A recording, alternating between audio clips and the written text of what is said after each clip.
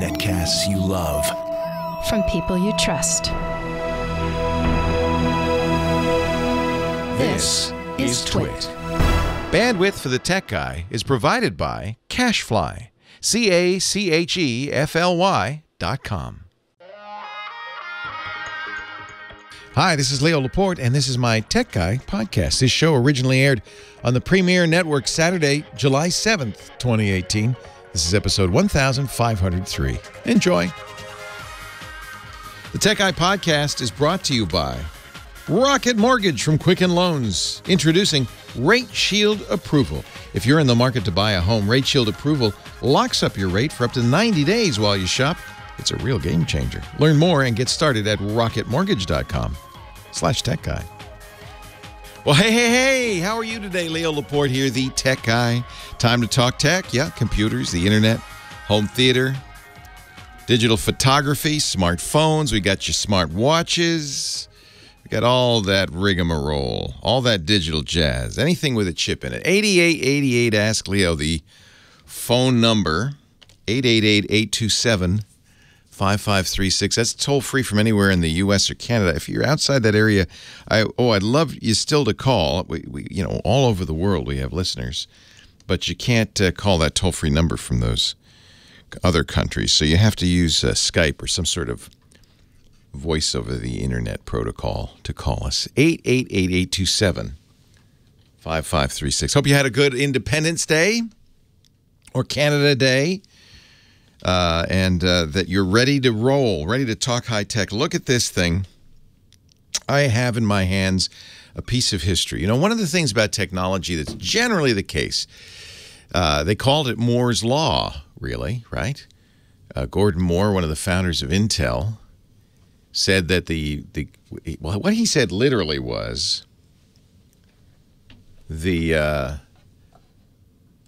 what did he say? The density of transistors on a processor, on a chip, would double every 18 months. That's what he said.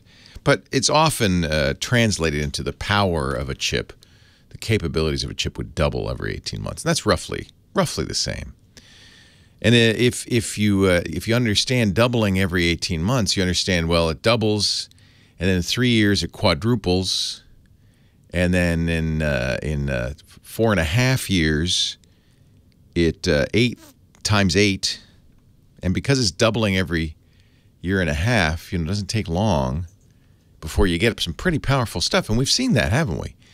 In fact, we're finally at this point, I think, getting to the point where processors aren't getting much faster. They're not. It's the number of transistors might be doubling, I guess, but I don't think so. We got the point now where there's so much density on the processor, you can't get much more dense. So in general, though, what that means is things get faster and cheaper, lower power. I mean, it's kind of a miracle. It's the miracle of the microcosm, as George Gilder said. And it's what's powered Silicon Valley. And yet there are some things that don't follow that rule, physical things. Like, I don't know, keyboards. Screens have gotten better, haven't they? Oh, yeah. You can't use a screen. 5-year-old. I was looking at an old Apple Macintosh Air, MacBook Air, and that screen is not what Apple calls a Retina display. It's not a very high resolution, and you can see it's like blurry. It looks like it's a little out of focus. And then you use one of the more modern high resolution displays, PC or a Mac, and you go, yeah, that's crisp. You watch TV now on a 4K HDR screen. It's like, wow, that looks real. So screens have gotten a lot better. But there's another input device you use, something you use every time you use a computer that has gotten worse.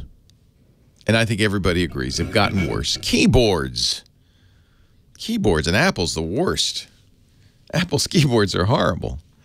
So I did a strange thing the other day. I went to a website called clickykeyboards.com, and I bought a 28-year-old keyboard. It's an IBM M series keyboard that are widely considered by keyboard connoisseurs to be among the best, not maybe the best. The predecessor to the M was the F series, that some say were better, but they have an odd layout. This is the This is the 104 modern keyboard layout, so that's good. It was, I guess, for an IBM PC, right? The thing's heavy. Thing's like almost 6 pounds. It's bulky. It's a beast. And it uses this key technology that looks medieval. It's what they call a buckling spring keyboard. And so under each key, there's literally a spring that as you depress it, it compresses like a spring normally would until it gets to the point where it can't compress anymore, and it goes doing. It's jumps sideways. You've seen springs do that. You press it, and it goes doing. Well, normally that's a defect, right? But in this keyboard, that's what it's supposed to do. When it springs sideways, this little hip check, it closes the switch, and the key is typed. It buckles. A buckling key. Now, we've come up with, everybody seems to think, a better system since then. You know, most keyboards nowadays have a rubber dome that you press. This makes much more sense. I don't know who thought up this buckling key. Is a very strange technology. The rubber dome, it makes sense. You press the key, the dome compresses like a little air bubble, and it closes the switch, and that's the keystroke. They're softer. They last a long time. You can have less travel, which is important because we're making computers thinner and thinner. But you get to the point sometimes where it gets too thin. Somebody said, I think it was Casey Johnston, she hates the new Macintosh keyboards, that Apple's suffering from design anorexia. The kind of almost at this point psychotic desire for thinness to the point where you're losing functionality. Apple's laptops are so thin they don't have room for the keys to move. So they had to develop a new switch. They call it the butterfly key. And a switch that it locks that key in place. It's very solid, very rigid, travels about 1 millimeter, I think a little more, maybe 1.5 millimeters, and then boom, hits bottom, closes the switch, and you've typed the key. But it's for a lot of us, it's not a satisfactory feeling. It doesn't move very far. I mean, you could compare that to typing on an iPad where you're typing on glass where there's no motion. That's even worse, right? It's hard to be accurate. You want a little feedback. You want to know that your finger has depressed a key. Something's happened. Maybe a nice solid chunk. That's, for us old school types. Now, if you ever used a typewriter, it's even worse, right? A manual typewriter, you literally are flipping up a lever boom, that hits the paper or the plate and boom, with an audible clack. These aren't quite as clacky as that, but this is the Model M key. You want to hear what a buckling? This will remind you of visiting the Department of Motor Vehicles, or maybe at the airport. I'm sorry, we can get you on a later flight. Let me just check. That's that sound. And actually, I think ergonometric folks, ergonomics is a study of motion and in the body, say that these keyboards are better for you, less likely to cause what they call carpal tunnel syndrome. But then I don't know, is that true? They're sure more satisfying. You know you hit a key. It's like a sledgehammer. Weighs like a sledgehammer too. Maybe this is my protest against the Apple keyboards. There's another bigger problem with the Apple keyboards, which Apple's finally admitted, which is that if a crumb gets under this little tiny key, there's no way to get it out. You have to pretty much replace the keyboard. And guess what? It turns out a certain percentage of computer users, I don't know who would do this, eat croissants and cookies and crackers and Cheetos when they're typing. And they get under the keys quite a bit. There's food. Yes. Who would do that? No, you should be in a clean, sterile environment, washing your hands. I'm sure that's what Apple thought when they tested it. They needed to get some Cheeto users in there to test it. People eating their Fritos, Doritos, Biscoff cookies. Get them in there and test it. Then see what happens. Apple said, all right, we'll replace your gosh darn keys. Or your entire keyboard if we have to. It's expensive because Apple also, when they made these special keyboards, they glued the battery to the back of them. So when you can't take the keycaps off, it'll break them, especially the space bar. So they can't really just take them apart and clean it with a compressed air as you used to do in the old days. No, They actually have to unscrew the entire computer and take the top off and replace it for $700. It's a lot for a $1,400 computer. Give me buckling springs. I guess I'm officially an old guy now. 8888 Ask Leo. That's the phone number if you want to talk high tech. 888-827-5536. The wonderful and talented Kim Schaffer is there. She's answering the phone. She'll get you ready for your appearance on nationwide radio. 8888 Ask Leo. That's the phone number. I'd love to hear from you if you've got a question, a comment, a suggestion. Let's talk high tech. What's your favorite keyboard? Do you still use one of those clicky keys? Give me a ring.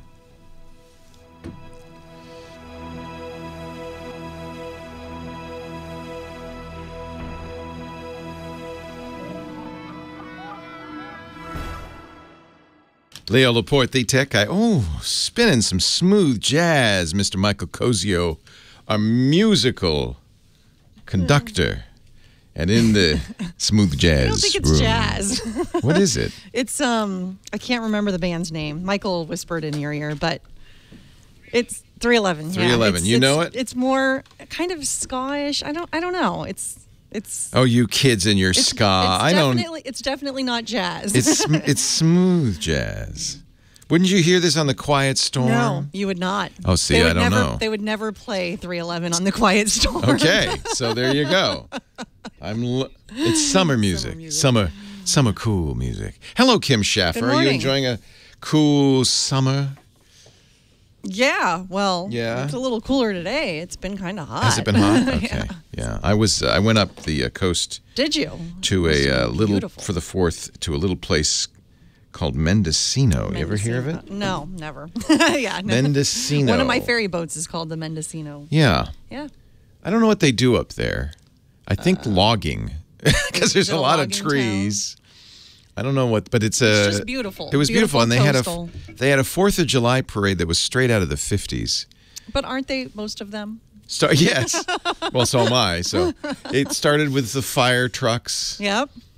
And they go by. Practically had a Dalmatia on the seat. I mean, it's very cute. I really enjoyed it. The one that I go to has a lot of old military vehicles. Didn't have any of those, just fire trucks. Fire trucks. Although there was a fort nearby, Fort Bragg. Yeah. So they could. I don't know. Maybe Fort Bragg, has the monopoly on military vehicles.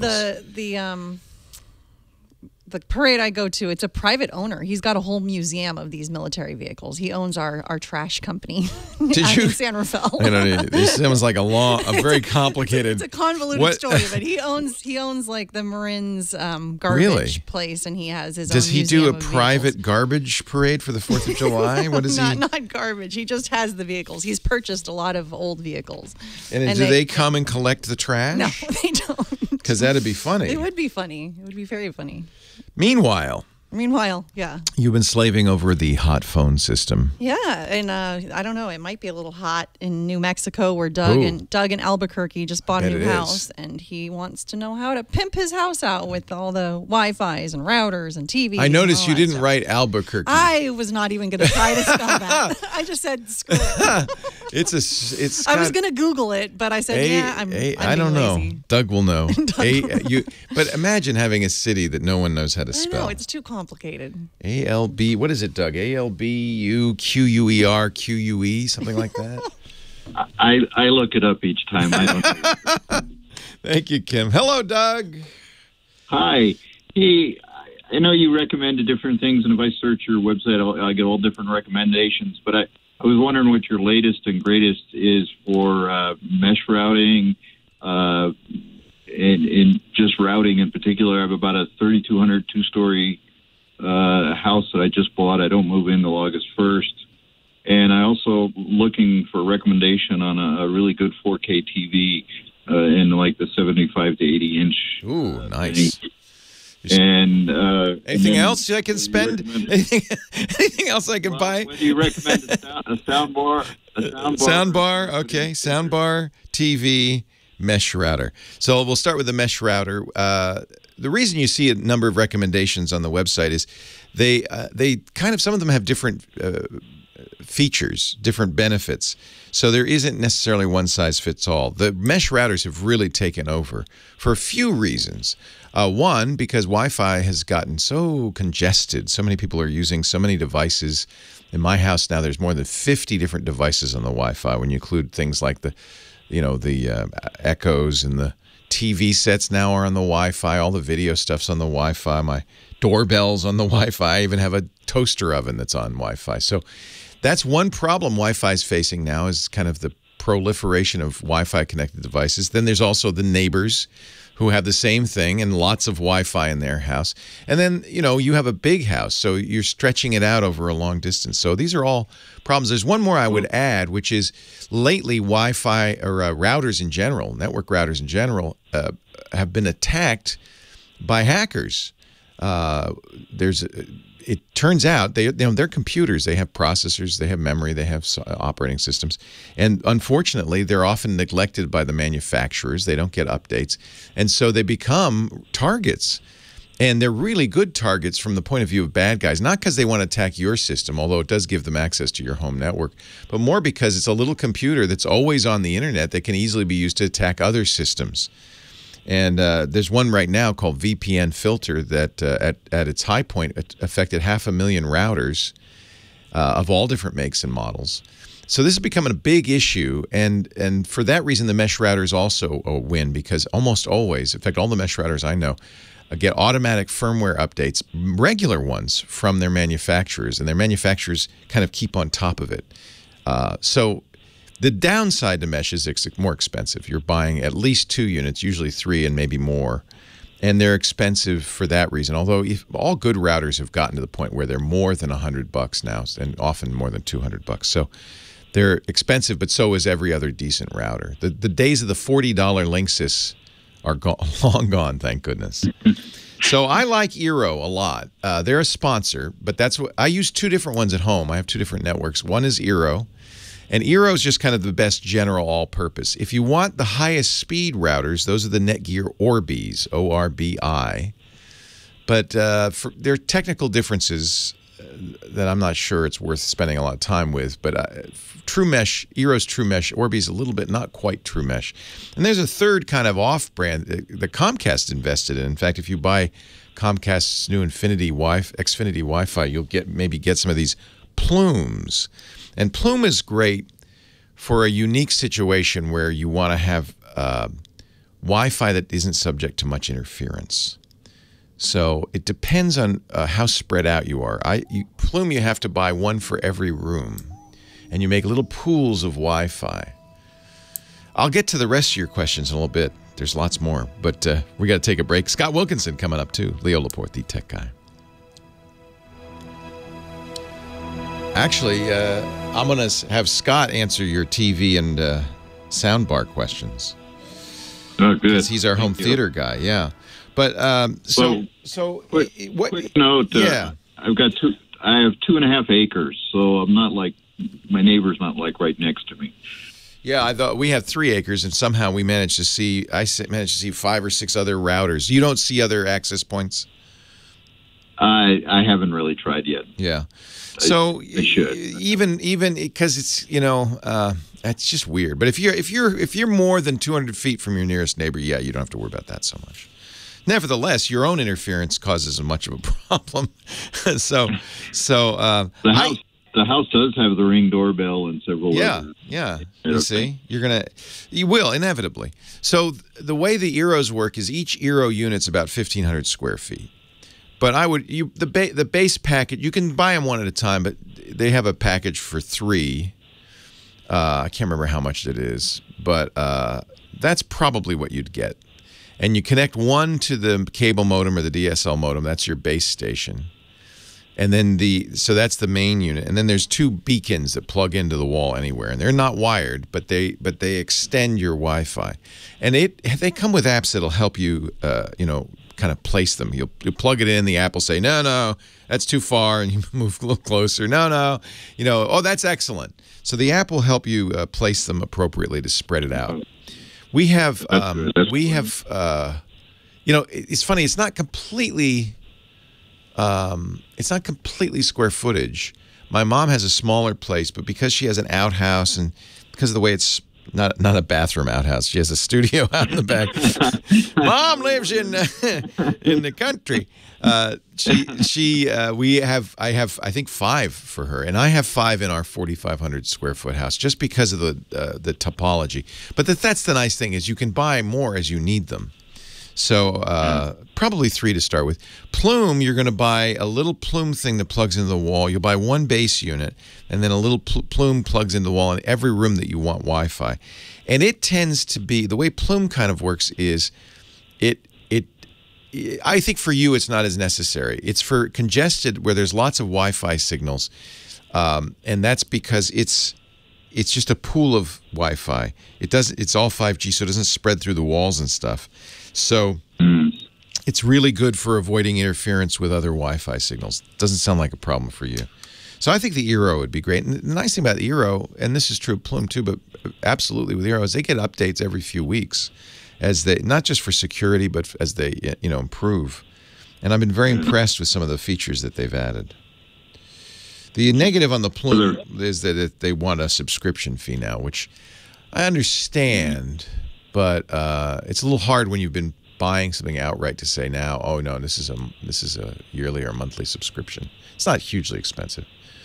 So I think I'll go with the Eero. I would go with the Eero, and they have I think a generous return policy. So you try it right away, see if it helps. Yeah.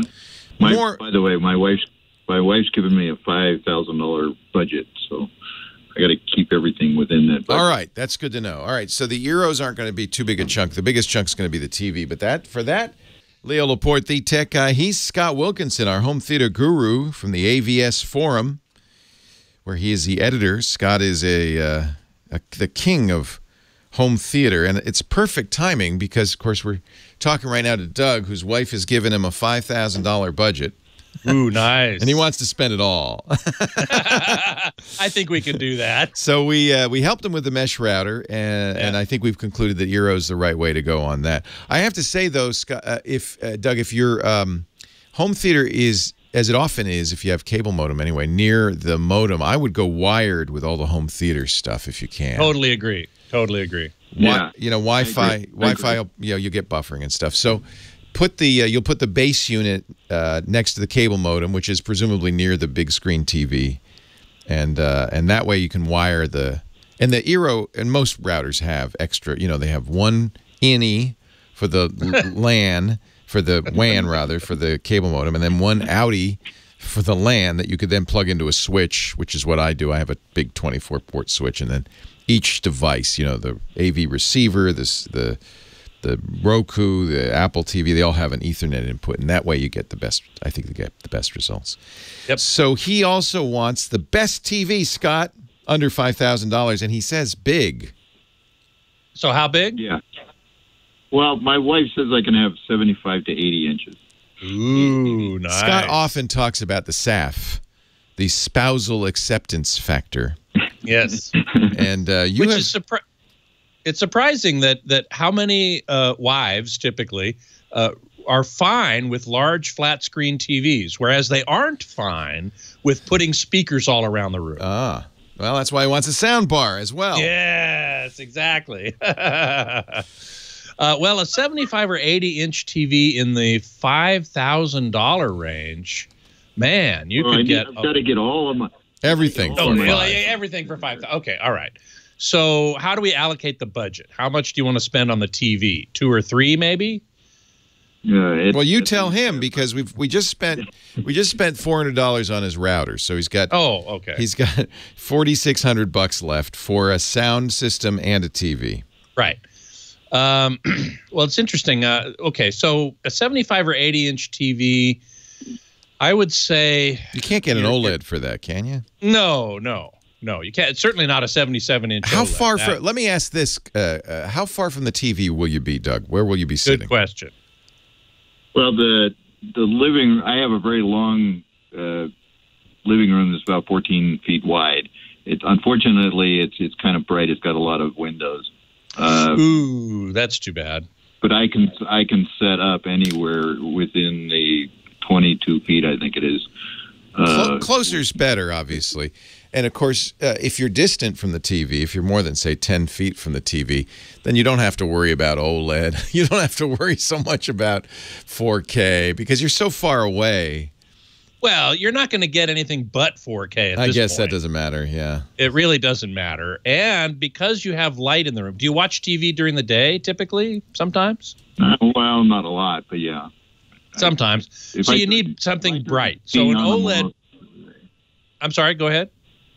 I said if I turn the TV on and start watching something, I'm kind of lost. Nothing gets done, so I try to leave it.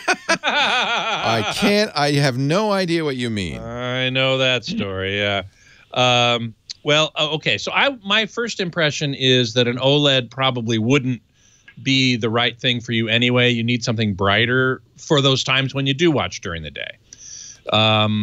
So I would steer you toward a Vizio, which is generally my go-to brand for inexpensive or budget-oriented, value-oriented, shall we say. And I'm pretty sure I'm looking up now to see. I know they make 75 and 80-inch TVs. Scott, you're making poor Doug so unhappy. He thought he had a big budget, and you're telling him he has to get a value television? Well, at 80 inches? All right. That's a big TV. So that's the trade-off is the bigger the size, of course. Yeah. Yeah. I mean, a 77-inch OLED, you're talking $8,000. I'm looking at a 75-inch P series from Vizio. The P series is their performance, right? Yep. And that's $2,100. That's not. There you go. That's not too bad. 4K Ultra HD Dolby Vision. Yep. It's active full array. Backlighting, which is what you want. Falls, it's exactly what you want. Full array, local dimming, backlighting. That's exactly correct. That's going to be a pretty nice TV. Absolutely. No question about it. I would not get a Samsung because they do not support Dolby Vision. Sony, I don't remember whether they make a 75-inch or not. Let me see. It would be the X900. So Sony. This is the P series. Is that the top of the line from Vizio? Is that their best? It is. So this is not bad. They've cut the price, and this is the 2018, the brand new one. Yep.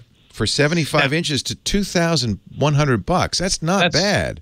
That really isn't bad at all. That leaves us a lot of money for a sound bar. What do you think for a sound bar? Vizio makes sound bars too. Should he get a Vizio? Vizio makes sound bars, yeah, which are very good. There are plenty of sound bars out there. Let's Sony keep him under budget because I think I'm going to want him to get an AV receiver and stuff. But so let's keep him under budget and say, is there something he can get for $1,000? Oh, easily. $1,000. The Sony HT5000, I believe it is something on the order of $1,200, and that's like cream of the crop soundbar territory. Is that a subwoofer plus a soundbar? Absolutely, yes. Yeah, and I'm pretty sure it has simulated Dolby Atmos immersive sound all over the place. What's the model number again on that? Let me look it up here. I think it has the 5000 in it. I think it's the HS or HT 5000 sound bar. In late summer, their Atmos sound bars are coming out. Yeah, ST5. Let's see. Here we go. Sony, the wireless sound bar. Oh, Sony. You're saying Sony now? Sony HT-ST5000. Okay. List for $1,500, but it'll give you full Dolby Atmos immersive sound. It's a wonderful sound bar. There you go. I normally don't recommend it because it's so expensive for a sound bar.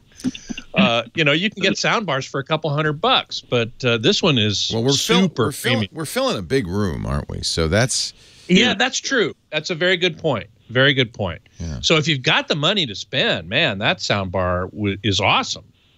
And a high spousal acceptance factor because you don't have speakers all over the place and speaker wire all over the place. That's right. That's right. As I said, spouses love flat panel TVs. They do not love speakers all over the place. Doug, so there we go. We get your Vizio P Series 10 or HDR 4K Ultra HD, and that's 75 inches for $2,100. Add another $1,200 for that nice Sony HT sound bar. and you're under budget. I heard you mention AV receiver. Do I need that? Well, No. Scott says no, and you don't with a sound bar, but I'll tell you why I use one, because it allows me to have, and maybe you don't need this, a bunch of other devices hooked into the system. Well, and then I use the AV receiver to power a surround sound system, so you don't need that because you've got a sound bar. Yeah, you don't need that, exactly. Yeah. Now, I'm looking to make sure that this one has HDMI inputs, because it has 3 HDMI inputs. Because if you're going to use it with a sound bar, with an AV receiver, you're going to need to send HDMI from the receiver. Let's eliminate that, because if you've got enough HDMI inputs, he can plug a Roku into it or an Apple TV or a Blu-ray player. Yeah, then you're set. I think, Doug, we haven't spent all your money, but I'm sure you'll find some place to throw the extra couple of $100. Thank you, Scott Wilkinson, for helping out. You bet. My pleasure. You'll find Scott at avsforum.com, where he helps you spend your money and sometimes save it. And, of course, here each week. Leo Laporte, the tech guy. More calls right after this. There we go, Doug. Your beautiful new desert home is fully equipped. Oh, man, that soundbar, very few people would actually spend that kind of money on a soundbar. But if you can, it's the best. I think it's the best soundbar you can get, period. Yeah, well, it sounds like what I'm going to try and get. Give us a review when you get it, okay? Yeah, absolutely. I will. Thanks, sure. Doug. Sure. All right, thank you, Leo. Have a good one. Take care. Appreciate it. All righty. You Bye-bye. bet. I was just looking here at the Sony X900F, which is another TV, but they're 75 inches, $3,800. Yeah. I think that Vizio sounds like a good deal. Oh yeah, that would be awesome. And those are good TVs. In a short while, I'm going to be getting the next generation Vizio P series, but it's only available in 65 inches. Right. So I might have, if it were available in 75, I would say you might want to hold off and wait for this one. But if you want something that big, then this one's not going to work. Unfortunately, the other one I might recommend is the Hisense H10, which is a 75 inch, but it's not available in the U.S. So there you go. There you go. I think as last time I checked, Albuquerque was in the U.S. Yeah. So that Vizio, man, plus that soundbar. Oh my God, that's going to be an awesome system. Oh wow. Well, I'm happy. Yeah, me too. Yeah. All right, you got, as you can see, 153 seconds to make your own. And can you stick around for the top of the hour? Yeah, sure. Happy to. By the way, am I pretty seriously delayed here? Have I got a problem with this new Skype? No. The lip sync looks good now. At first, it was really off. And you just ignore the chat room, please. Yeah. It's okay now. It did come and go. I think it just stabilizes. You had just installed it, so... Well, yeah, and I didn't. It automatically, all of a sudden, Skype looked different, and I went, "What?" Yeah, it'll be nothing on my part that I did. Yeah, anyway, you don't have a choice, and that's just the way it is from now on. So yeah, but no, it looks good. I think once it adjusted, it looks good. Okay, cool. And then I will talk to the chat room. Hey, everybody, nice to see you. I did see Ant-Man and the Wasp yesterday. It's really fun and really funny. Paul Rudd, I think, is great. He does a great job, and my review is up on AVS Forum, so be sure to check that out.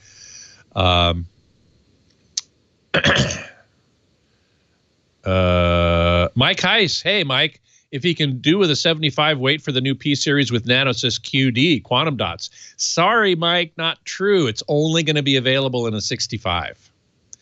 And it's not going to be available. At least that's as far as I know. That's what Vizio has told me. 65 inch only. Otherwise, I would have said maybe wait. Exactly.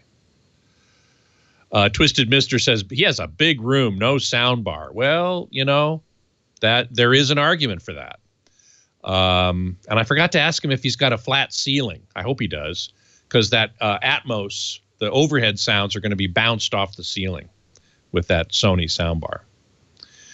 So nice to see Mike Heiss in the room.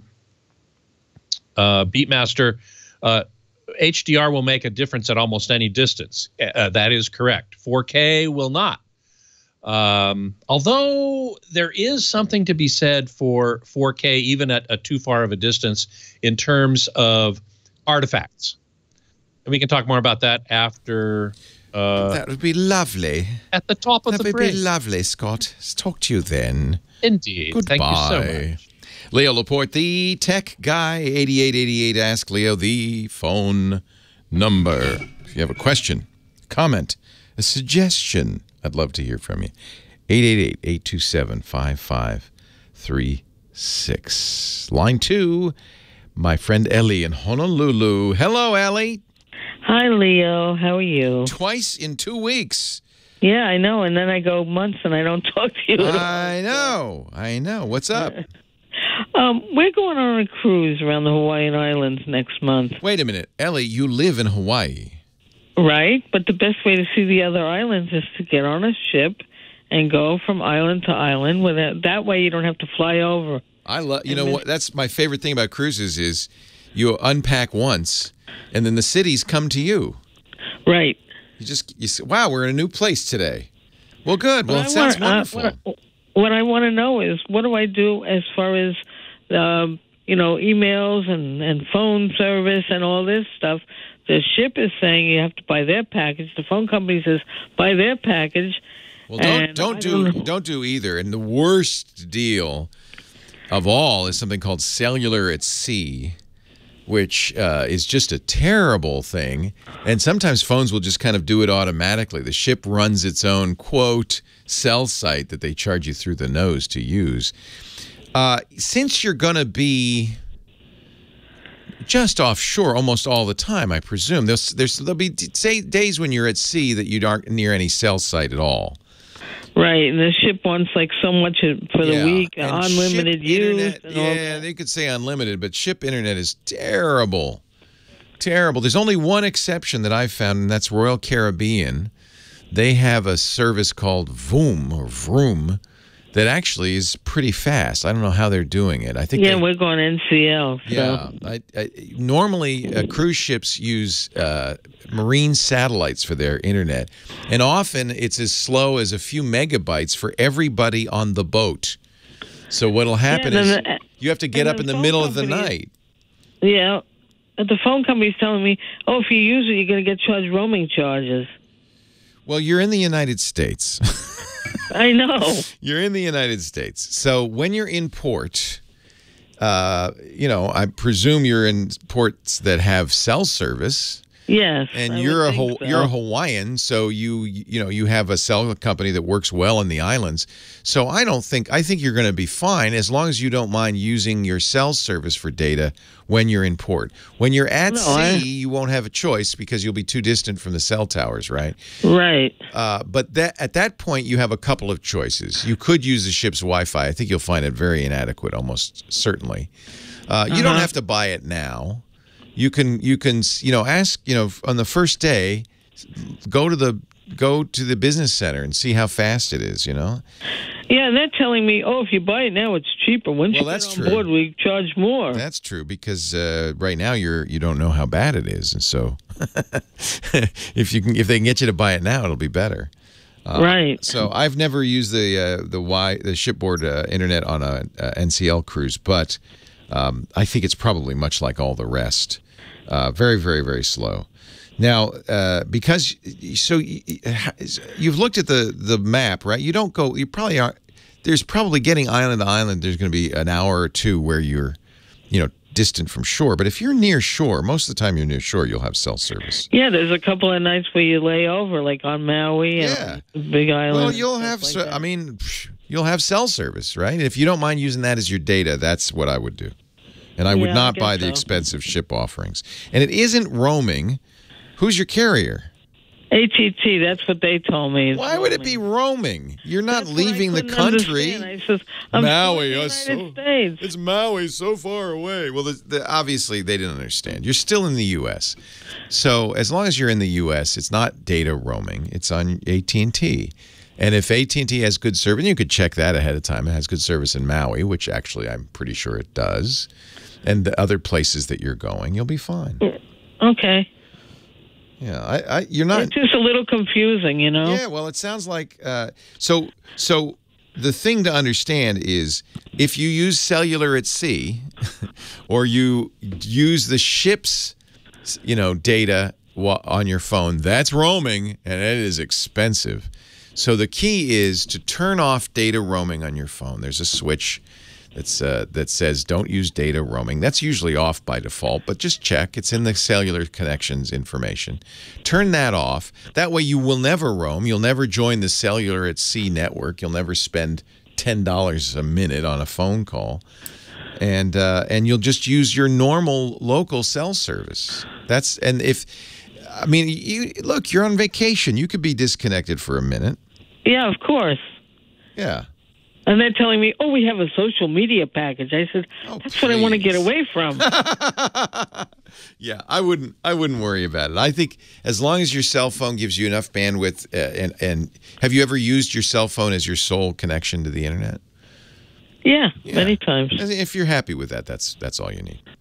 It's a different matter entirely if you were traveling internationally, but it's right. That's what I thought. Yeah. But they're telling me all this crazy nut stuff. I know King Kamehameha wanted to take Hilo back, but no, you're still in U.S. waters. You're okay. Okay. Have a great trip. When are you going to do that? The beginning of August. Oh my, I'm jealous. I am jealous. Have a great time. I think you'll love it. Okay. All right. All right. Thanks a lot. Sure. All right. Bye-bye. Bye. Pete, Clinton Township, Leo Laporte, the tech guy. Hi, Pete. Maybe I pressed the wrong button. Hello, Pete. Hey, Pete. Hello, Pete. Are you unmuted, Pete? Unmute. Hey, Leo. How you doing? I'm great. How are you? All right. Hey, I did that cruise to Hawaii in May. Oh, tell us all about it. Do not get cell service. You got cell just fine. Yeah, whenever you're in port, you got your normal service. Right, I did NCL. I did the exact same cruise. Now, how's the Wi-Fi on that boat? It's okay. It's usable.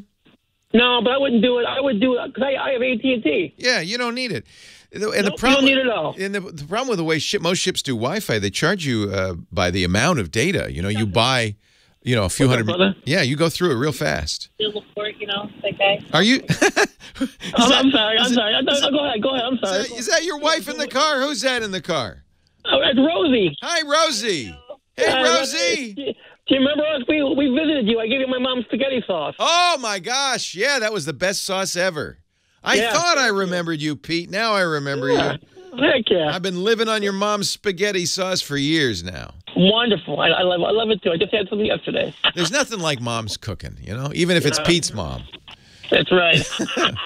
Hey, I wanted to ask you, my phone, I have a 32-gig phone. It's an Android phone. Yeah. And I keep running out of memory. Going around a room. Internal storage. Yeah. Instead of me 32 should be enough unless you install thousands of apps. What you need to do is reduce the number of apps, and then really the biggest thing that uses up space on a phone is the camera, is photographs. Put Google Photos on there. It's free. They have a button in Google Photos. It'll upload all the photos. Turn that on. So it stores it at photos.google.com. And then they have a button that says, once a photo's backed up, do you want us to delete it? And you say yes. Periodically delete the old photos. They're still available. You can even look at them on the phone because you're looking at Google Photos, but you don't spend a lot of your precious storage with the photos. Leo Laporte, the tech guy. Have a great day, Pete.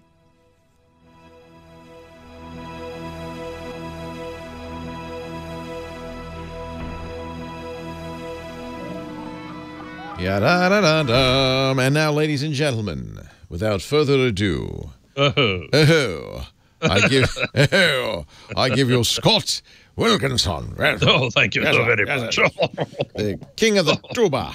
Oompa Loompa. Oompa Loompa. All yours, Scott. 502 seconds of fun. Woohoo! So I've been talking with Marsworm in the chat room about the Vizio P series. He's got a 2015 P series, which is in need of some repair, about $350. And he's wondering whether he should do that or buy a 2018 D series, which is quite a bit lower in capabilities, for about the same, roughly $350. And that's a pretty good question. I mean, the P series absolutely is better than the D series. I would think, and he just mentioned that the 2015 P series does have HDR. I suspect it's HDR10 only, not Dolby Vision. The current P series does Dolby Vision and HDR10. And I think HLG as well. That's a third high dynamic range format that's becoming more important, especially now with the World Cup. BBC uses it in their high dynamic range streaming, and DirecTV uses it in their high dynamic range satellite broadcasts of the World Cup. At least you get that in the U.S., nowhere else. But anyway, so HLG is kind of coming up as a third primary or major HDR format.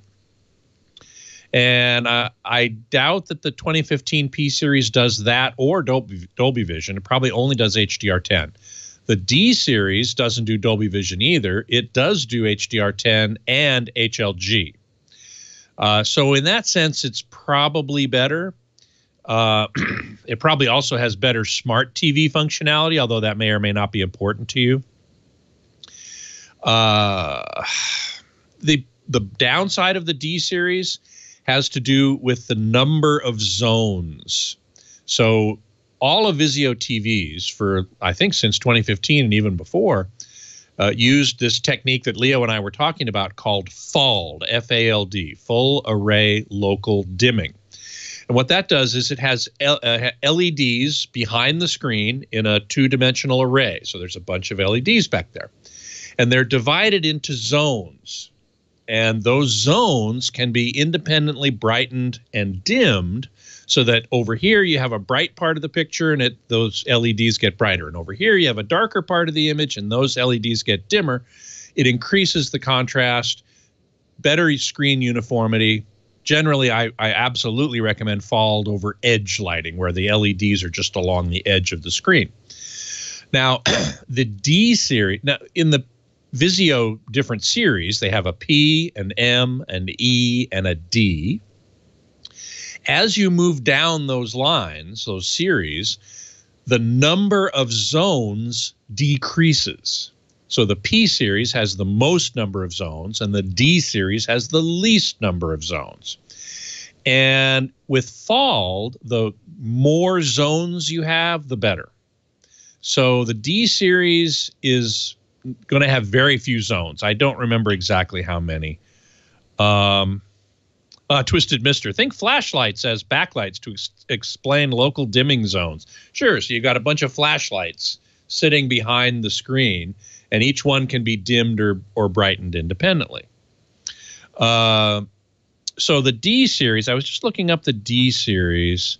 I don't know if it tells how many zones they have. It says full array local LED, but it doesn't say how many zones. Typically, I think the M series has like 32, and the E series might have 16, and the D series might have 8, and that's very low, very low.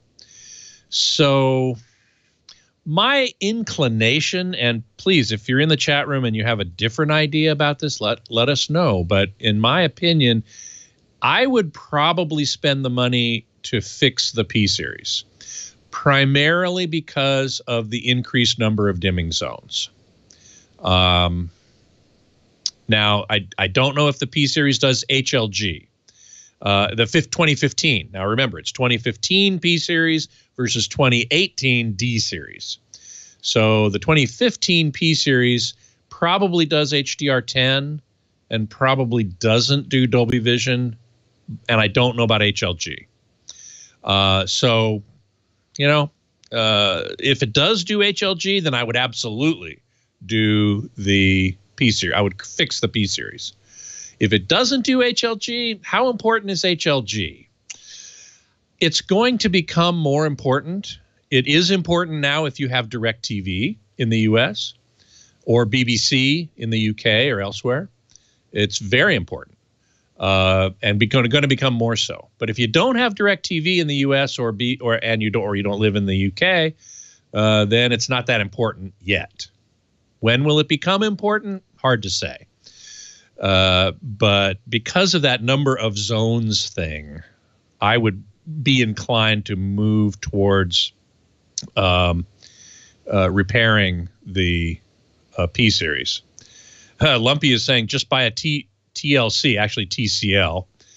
TLC is tender loving care, but yeah, TCL 65 or 55. Now you were saying the D series you were looking at was like $350. That's like a 43-inch TV. I'm not 100% sure TCL. Can you get a bigger one? That would be another reason to maybe buy a newer TV. And certainly TCL would be an excellent alternative, no question. Marsworm says it only does HDR10. Okay, so how important is HLG? It depends. If you have, like I said, if you have DirecTV in the U.S., then it's a little important. Ray Zaria says Massdrop has a drop for the Sony DTSX soundbar for $600 off the $1,500. Hey, well, there you go.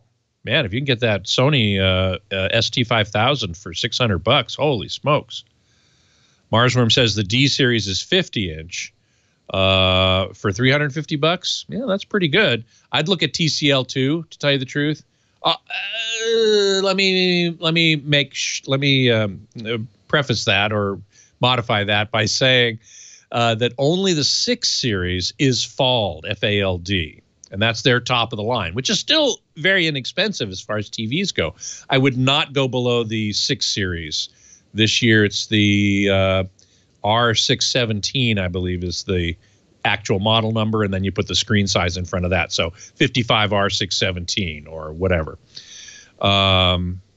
Anything small, anything below the 6 series in TCL will be edge-lit, and I do not recommend that. Ray Zarius is asking if I saw Ant-Man movie, Ant-Man and the Wasp, in 2D or 3D. I saw it in 2D at Dolby Cinema, and it looked great. You don't have an Atmos theater near you. I'm sorry to hear that, because the Atmos was great. The immersive sound all around was really, really good. Thank you, Scotty. Go. Have a wonderful week. Thanks. You too. All right. See you next week. See you next week. Well, hey, how are you today? Leo Laporte here, the tech guy. Time to talk computers, the internet, home theater, digital photography, smartphones, smartwatches, and impossible game balls. That's what this is. You can't see it, but I'm holding it up. It's a purple ball with it's the kind of, like it's a little bigger than a Penzi Pinky. It's a playground ball though. It's foam, and it's sold exclusively at Apple. And so that tells you it's what expensive. It's $100. Now for $1, for 35 cents, you could get a ball the kids can play with. But that ball would not have an accelerometer in it. It would not have an app.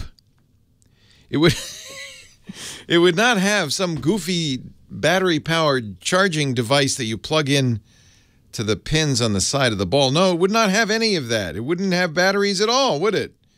It would just be a ball. But this, no, my friends, this can do much more. So I'm being a sucker for anything that Apple sells. I'm setting it up right now. And the very first thing, this always bothers me. The very first thing the app is asking me is how old I am. Why does it care how old I am? Well, there's only one reason I could think of. It cares how old I am because if I'm under 13, it can't collect all the information about me. Right? So then it has to not collect information. And I guess that tells me, and anybody who's paying attention, this app is going to collect information about me. So I can use a dumb ball? All right. So toss the game ball up to move forward. It did. Tap the game ball twice to select. It did. You can always touch to navigate. Okay. Whoa. Ball nav can be turned off in settings. Okay. Now let's learn how the game ball works. I don't know. Is this for the...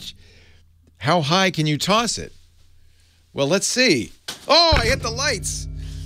Nice toss. I tossed it 0.3 feet. Okay, that's kind of cool. I don't know if it's $100 worth cool, but it's kind of cool. The impossible ball exclusively at Apple. This is one ball you won't want to lose, right? Don't throw this over the neighbor's fence, kids. The neighbor will probably keep it. Please use the game ball as instructed and have fun. I wonder what would have happened if I'd said I was 12. How this would have been different. So it comes with a bunch of games. There's Impossible, Showdown, Party Time. That's group game ball fun. Oh. There's Sport Labs, Free Play Science Mode, Skyscraper, Toss High and Beat the Clock, Splash, Water Balloon Toss Game, Hot Taters, oh, Hot Potato Game, Jostle, Keep Away and Duel. Kids probably these days, I'm thinking, the kids these days, they can't play Keep Away without an app telling them what to do. Right? It's just this, it's an interesting world we live in. I mean, I'm not against it. I'm not against it. I did buy it, didn't I? 8888 Ask Leo. That's the phone number. Back to the phones we go. Line 4. Bruce in Long Island. Hello, Bruce. Hi there, Leo. How you doing? I'm well. Welcome to the show. Well, thank you. I'm in the market for a new laptop, and I'm not really considering any budget figure, but I run both PC software and Mac software. I do some video editing for my wife's church, so I like to run the Mac software for that. Yeah. And I run Quicken for my personal finances and things like that, and there's really not a good Mac version of that, so I use PC for that. So I want to know if I should buy a PC-based laptop and run a Mac VM to run the Mac software, or am I better off buying a Mac and running VM for the PC-based? Well, this one's easy because there is no way to run Macintosh software in a VM, period. Apple doesn't allow it. So Apple's software is free.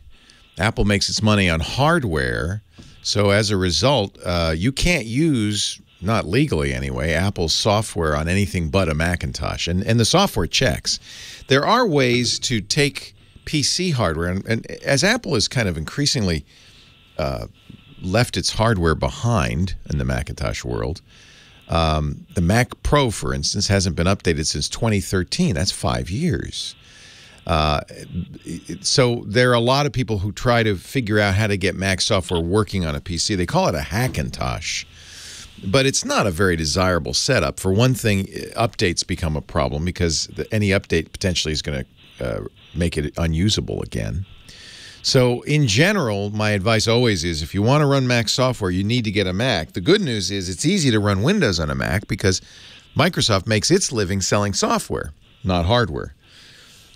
So you can always buy a copy of Windows that you can run on a virtual machine on the Mac, and that's probably the best way to do it. And that's what I do. That's what I do now. Yeah. So I was. Yeah. So I don't use Parallels or use Parallels or Fusion, or what do you use? Fusion. I use Fusion. Yeah. So that's and that works pretty well. Yeah, it gives you. And then there's always the if you really want full speed performance on a Mac for your Windows stuff, you can always use Apple's Boot Camp, which actually turns a Mac into a Windows machine. It separates part of the hard drive out. You install a full version of Windows on that. When you boot up, you can say, I want to boot into Windows. And Walt Mossberg of the Wall Street Journal always used to say the Macintosh is the best Windows machine money can buy. Apple's using the same. This is the irony of it. A Mac is essentially the same components as a PC. I mean, it's an Intel chip, and it's the same kind of RAM, the same kind of video cards. But Apple has its own secret sauce and so forth. The problem, though, buying a Mac today is there really is some question in my mind how committed Apple is to Macintosh. It's they need it because you can't, their bread and butter these days is the iPhone, but you need a Macintosh to write iPhone software, so they need to keep making the Mac. But they don't seem to really love the Mac. It's like a father who says, "I love all my children equally, but you make me all the money, so I really like you a little better." Truthfully, the Mac seems a little bit neglected. We're waiting to see Apple. We thought maybe would update the Macintosh laptops at the June WWDC announcements. They did not.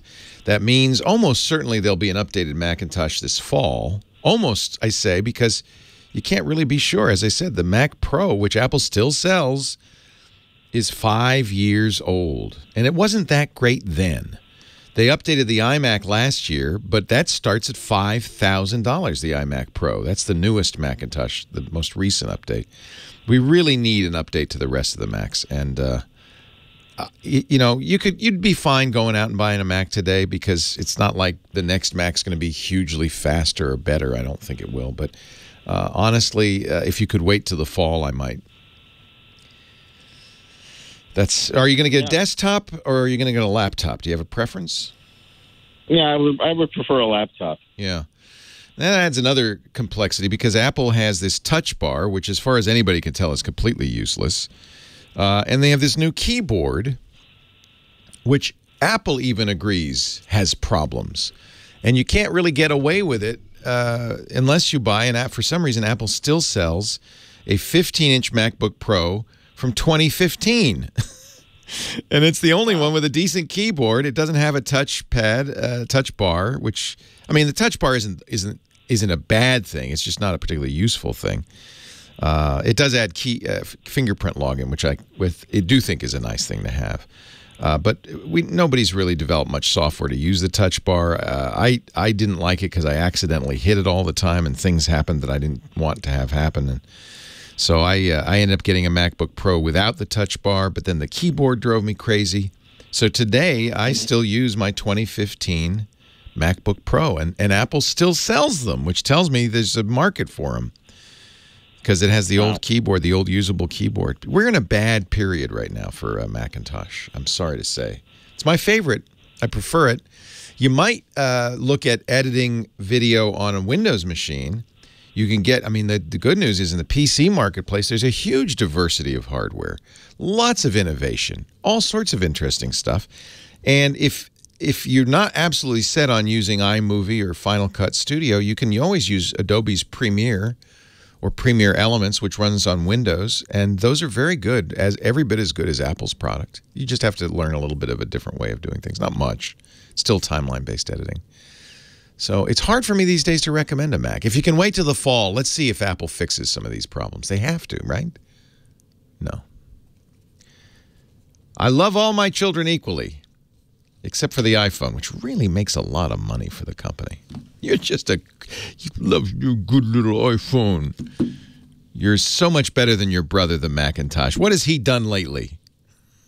8888 Askley. I'll talk a little bit more after the break, maybe about what's going on with Apple and Macintosh. I love the Mac. I love Mac OS, and I'd far prefer to use it, but I'm just so worried about its future. Leo Laporte, the tech guy.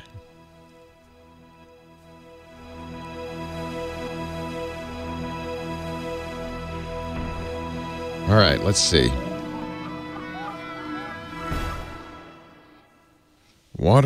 Let's see. What is this? Party time, group game ball fun. Compete, complete, and unlock.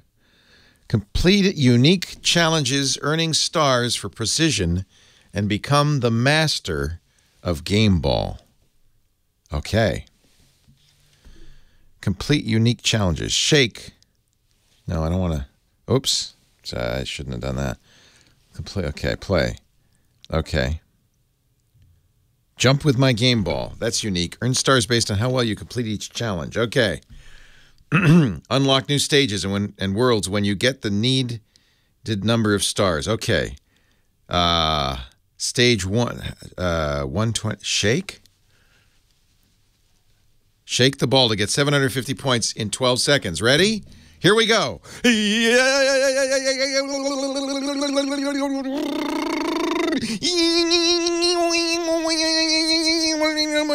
This is ridiculous. This is silly.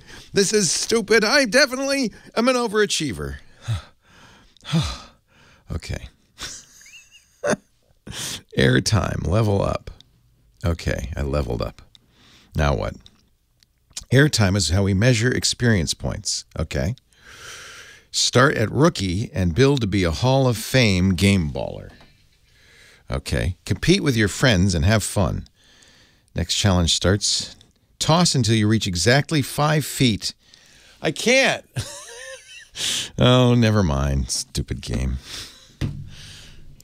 Yes, the story of the Macintosh is a bittersweet symphony.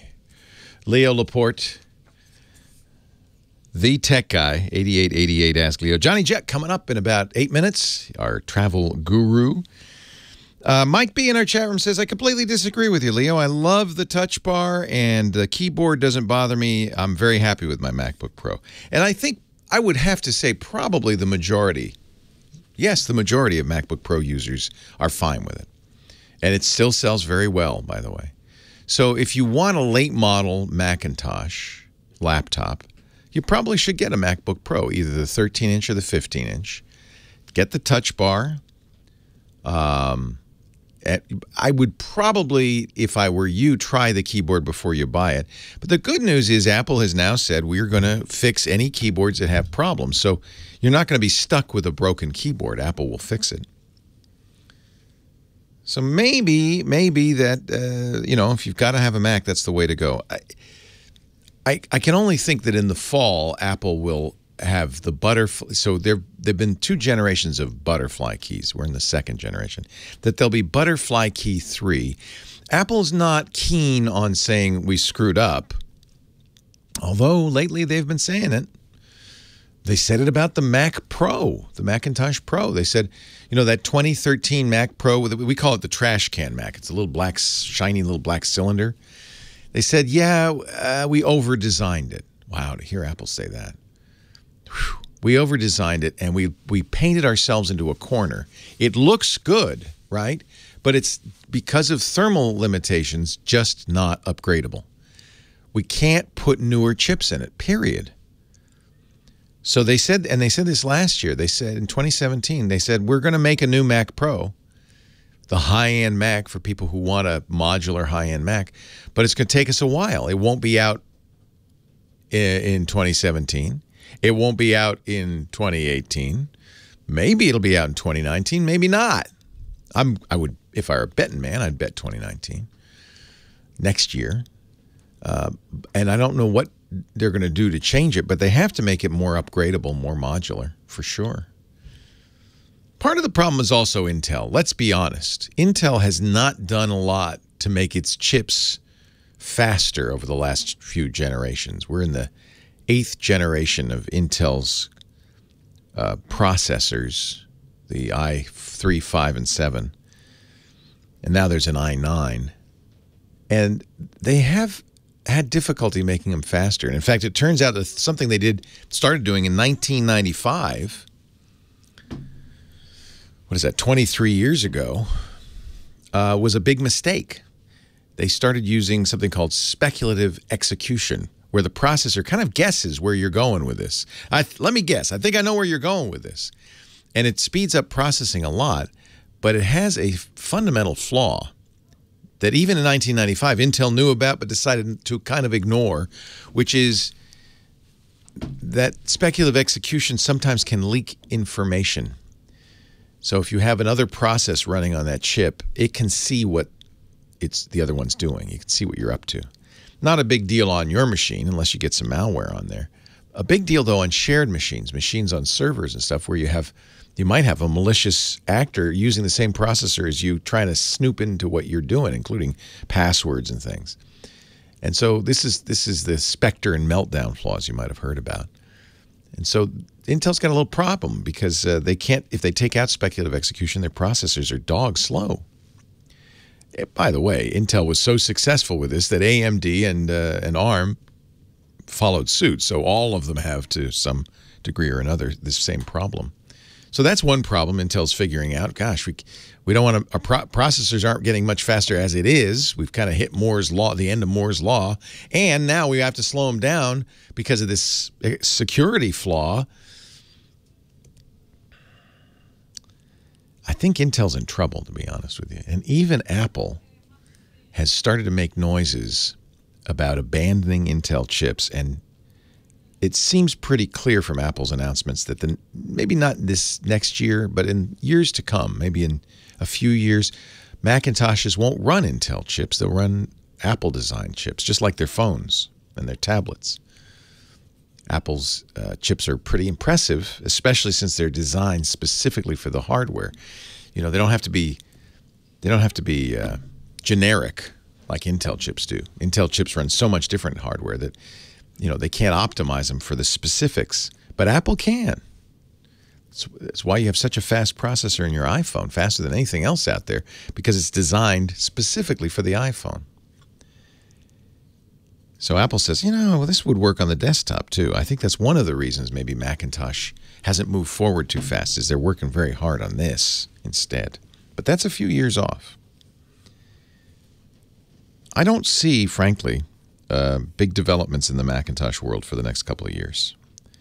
And that's sad, because I think Mac OS is a very good operating system. But I don't think Apple's keeping up with the hardware. And then you look on the Windows side and you see, oh my goodness, all different companies like Dell and Lenovo and HP just doing all sorts of great innovative things, Acer and Asus. Really interesting different kinds of things. And you say, boy, it's too bad all that stuff runs Windows. At least that's what I say. 8888 Ask Leo. We're going to take a little break. Johnny Jett, our travel guru, coming up to help us travel better with technology. And then we'll get back to the phones. There is a website if you want to follow along on the web, techguylabs.com. That's free, no sign up. Everything we talk about is there. You can search. We've got a good search. Find out what I've said about any particular thing over the last 15 years. techguylabs.com.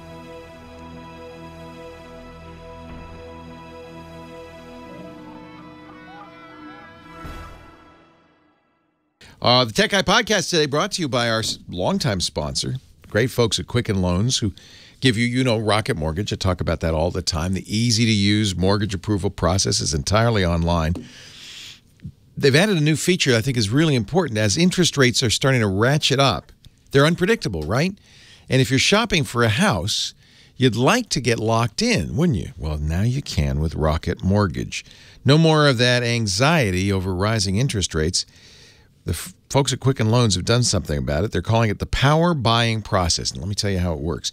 Quicken Loans, as always with Rocket Mortgage, will verify your income, assets, and credit. Less than 24 hours to give you a verified approval. Now, that's nice, because that's like being a cash buyer. You're good for it. So when you go and make an offer on a house, the seller and their realtor know, oh, no, they're good for the loan. The problem is, if you're in the shopping process, do you want, you know, what's going to happen to interest rates? Are they going to go up? Once you're verified with the power buying process, you qualify for Quicken Loans' all-new exclusive Rate Shield approval. This is so cool. They lock up your rate for 90 days while you shop, giving you plenty of time to find that house. If the rates go up, no problem. Your rate does not. It stays the same. Even better, if the rates go down, your rate goes down with it. Either way, it's a win, right? It's the kind of thinking you'd expect from America's largest and best mortgage lender, Quicken Loans. To get started, go to rocketmortgage.com/techguy. rocketmortgage.com/techguy. Rate Shield approval is only valid in certain 30-year purchase transactions. Additional conditions or exclusions may apply based on Quicken Loans data in comparison to public data records. Equal housing lender, licensed in all 50 states, and MLSconsumeraccess.org, number 3030. rocketmortgage.com/techguy. rocketmortgage.com/techguy. We thank Quicken Loans for making the Tech Guy Podcast possible. He's been everywhere, man. He's breathed the mountain air. He's crossed the deserts bare. You know who I'm talking about, Johnny Jett. Now, were the deserts bare or were you bare, Johnny, when you crossed them? That's what I want to know. Johnny No, I'm sorry. Forget I mentioned it. JohnnyJet.com. He is our travel guru, helps us use technology to travel better. And he's finally, after how long have you been away now? He's finally home. I mean, I came home for one night 3 weeks ago, but my wife and son have been away for 6 weeks. So we're back. Wow. But we leave again this week and for a big trip. Oh. Pretty big. I mean, not. Now, when Johnny and company travel, where do you go on vacation? We don't really go on vacation, you know. Your whole life is a vacation. Well, fortunately, my job allows me to travel. So when we go on vacation, we go home. But, I'm fortunate to be able to, work and have fun at the same time. I love what I do. And, it's trying to get people to travel better, cheaper, and safer. And not a bad life. That's how I do it. Well, do it now. Let's do it. Let's do it. Yeah. Well, last week I left off. I think I was in Connecticut or New York City. We flew in from New York. He doesn't even know, folks. Well, when I called in. I think you're in Connecticut. You were looking out at the ocean. Okay, so we went to New York for a few nights after that and had a great time. And so to come back to L.A., we flew the day after July 5th, Independence Day. So we flew July 5th, and we took the 6 a.m. flight because I was able to use my miles for my wife, 32,000 miles for business class, and American Airlines never opens it up for that cheap. Sometimes it's 80,000 miles. So, you pick flights that business travelers don't want to be on, and none of them want to be on, an early morning flight right after a holiday. And so I was able to buy a business class ticket for $500 on the coveted New York LA flight, which is lie flat seats, and it makes it so much easier to travel. But we had to wake up super early, and that's why my friends always call me Johnny Jet Lag. That's one of the nicknames. Yes. And I'm jet lagged right now, I'll be honest. And so I have an app. It's called Time Shifter. Ah. Have you heard of this one? No. So it's on. Actually, I just tweeted it. I tagged you in my scheduled tweet, and so you should be able to see it there. But it's on iOS and Android. This one's not free, but it was developed by a Harvard Medical School associate. So is this a jet lag cure? Because I could use one. I mean, supposedly, I don't really believe that there's a cure, but I'm willing to try pretty much anything. I know what works for me. So when I fly, let's say if I go LA to Asia or Australia, I know, you arrive at 7 a.m. in the morning usually, and I know I'm going to be jet lagged. Yeah. So I try not to take try not to take a nap, and if I do, I take a really short one, and I try to do it outside on a park bench for like 10 minutes, or I don't go underneath my covers, and just try and get on local time as soon as possible. And I think this app, it tells you what are the best times to eat. Exactly. It guides you to the right things to do. Right, and they have individual plans. You can have one trip for $4.99. Oh, you pay by the trip? You could, or you could do an annual subscription for $25, $24.99. You know what? If it helped with jet lag, it'd be worth it. Now, do you notice the jet lag, since you Johnny Jet Lag, since it's your name, is worse when you're heading into the sun, when you're heading east, or is it worse when you're traveling with the sun heading west? No, I think it's easier going west. New York, LA. It's much better when I get to LA. I get up super early. I'm so productive. The day, especially when you get on a 6 a.m. flight, you land at 9 a.m. and feels like the longest day of the year, but you're so productive. On the other way, you leave. Let's say I leave LA at 6 a.m. I get into New York around 3 p.m. and your day's already shot. And then by the time you wake up the next morning, you're waking up at. Let's say you wake up at 7 a.m. like I do, and it's really 10 a.m. over there. Yeah. And so, my God, I'm done. Yeah. So for most people, it's easier going west. And I'm with you on that. When we went to Japan, we were all ready for big-time jet lag because it's a huge time difference. Yeah. And we recovered quickly. In a day or two, we felt fine. But then coming home, heading east, took us like a month to get totally normal. So this guy actually, he claims he's worked with big-time celebrities, even astronauts on how to cure it. He gives these plans. You have to answer some questions like, where you're going, what times you eat, and things like that. And so they have all different things. I usually start getting prepared the day or two before. So if I'm in LA and I'm going to Europe, I'll try to go to bed much earlier than I normally do, just to get on that schedule, and I'll eat And when I get on the plane, I set my watch, although I don't use a watch anymore, but I used to. I would set my watch to whatever the local time is, and I would try to eat and sleep whatever times you're going to, and just stick to it. And if you can fight the first night, the hardest night is the first night, I think. Yeah. But if you can avoid taking a long nap and getting messed up, but everyone's different, and that's at least for me. And so anyway, I'm willing to try this app. It's $4.99. Try it for one trip, right? Why not? Yeah. Okay. And also, sunlight is basically jet lag's kryptonite. So if you're going, like, if I'm in Sydney, I'll go for a walk around the harbor, the botanical gardens, and just soak in that sun, because it will definitely. That's a nice thing to do anyway, just a nice thing. Yeah. Oh yeah. Love and don't fight it. I learned not to fight the jet lag. So instead of waking up in the middle of the night and just counting sheep like I used to, I now go to work for 3 hours in the middle of the night, and then I'll go back to sleep for a couple hours. Somebody, a very kind listener, once sent me a book, very rare to find book, that prescribed diet and all sorts of changes, like 2 weeks beforehand. You have to reduce your carbs and all these weird things. And I figure if you do all that, maybe it would work, but it would just seem like too much work for me to do all that. So I just decided I'll be sleepy for a while. I'll be like the zombie, the Walking Dead for a few days. Big deal.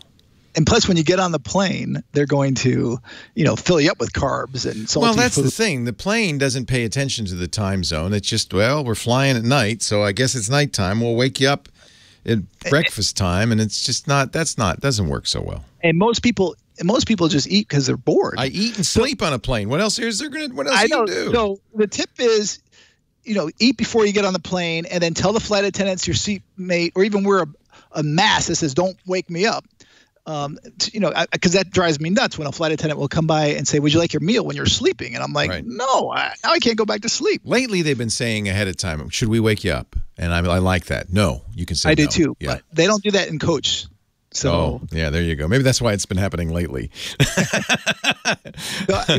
I got a game. I just heard you say you're going to play some games in your next show. Yes. So have you ever heard of Akinator? Akinator.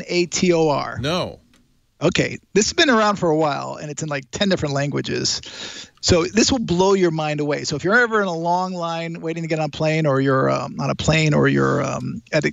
Can you play this on the plane? Because I could use... Well, it needs Wi-Fi. It does require Wi-Fi. Okay. But if you just pick the most obscure real or fictional character and answer their questions, and they'll guess it. So I guess, mine was Chewbacca, and he got it right away. And Natalie did these... it's like 20 questions. There's like 10 questions, yeah. But I mean, it's like the game, 20 questions. Oh, yeah, for sure. Yeah. But just do it during the next commercial, and it will blow your mind. He's like a genie. He is a genie. He's a genie Akinator. Oh. And it's a French company. And although I did do Fozzie Bear, as you can tell, I have a 2-year-old. Yeah. It's French. He got that one wrong. He got the Fozzie Bear wrong. It's French. You didn't know from Fozzie Bear. If you did Tintin... Actually, maybe. Yes, he was. Tintin. If you do asterisk. You play online, or I don't actually even know if there's an app. There is an app. There's an iOS app called Akinator from Elo. So that is it. But you can do it online, akinator.com. Johnny Jet, you're a great way to pass the time. Someday I'd like to travel with you and just watch what you do. You'll find all of Johnny's great tips, all of the information he talks about, not only on our website, but also on his. In fact, while you're there, subscribe to his travel newsletter, johnnyjet.com. Johnny, safe travels. We'll see you next week. So how long are you going to be home for? A few more hours. What? Wait a minute. And then you're going on this big trip, this big family trip? Yeah, I think you'll be jealous of I'm already. You're going to Bali or somewhere. You're going to the Maldives or the Seychelles. So it's a family trip. You're bringing Jack and Natalie. Jack almost comes with me. He's a traveling kid. Yeah, so how long are you going to be gone for in this one? Not that long. Oh. But this is the one you were talking about? Yep. I mean, I got a bunch of trips coming up. Of course you do. You're Johnny Jet. Do. I thought when you had a baby, you might settle down. You might get, be more of a homebody. And you were for about a month. No, about 8 months. I took some time off. 8 months. That's good. but I had to pick it up. I used to go to 20 countries a year before I had a baby. That's how you make a living. You got to do it. So you got to do it. You can't sit back, relax, enjoy the ride. No. Just get some house sitters and. Do you use house sitters? Sometimes, plus we have a really good alarm system, and we live in a community. But you don't have pets. No. See, that's the smart thing. We got 2 cats. No matter what we do, we're screwed. Leo Laporte, the tech guy, 8888. Ask Leo. John in Oxnard, California. Thanks for hanging on. Hello, John. Hi. Hey. Interesting talks.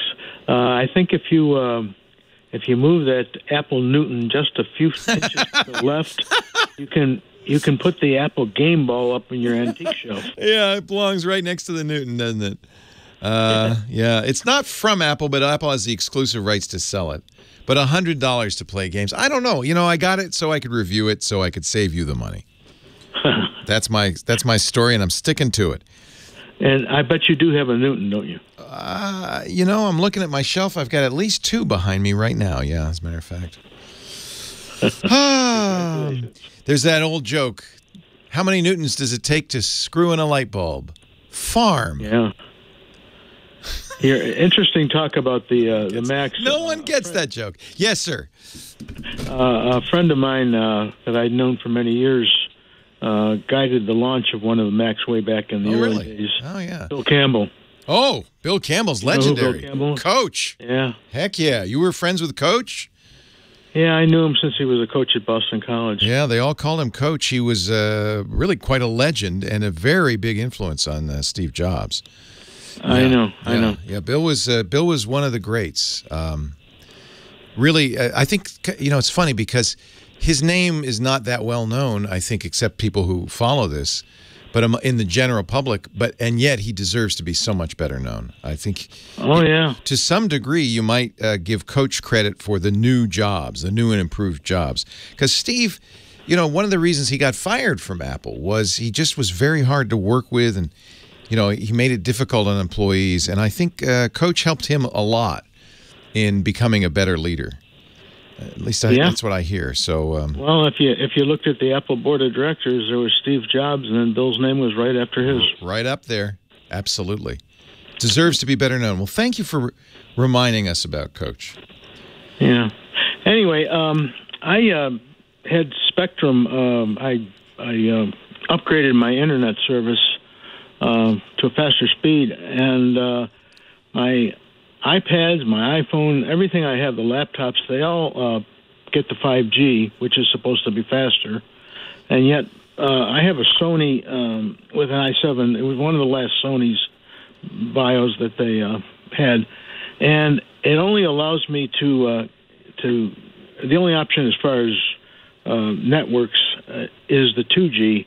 Is there something in the computer, or was there a certain year or cutoff point where 2G was all computer could receive? So we're talking about Wi-Fi, and the G in this case is gigahertz. It's the radio band that it can access.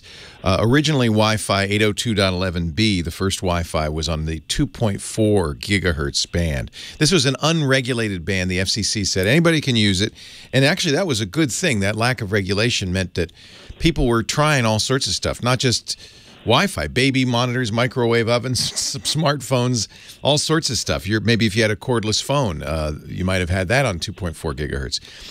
Later, and I think it was 802.11n that Wi-Fi started also using. It still uses 2.4, but also using 5 gigahertz.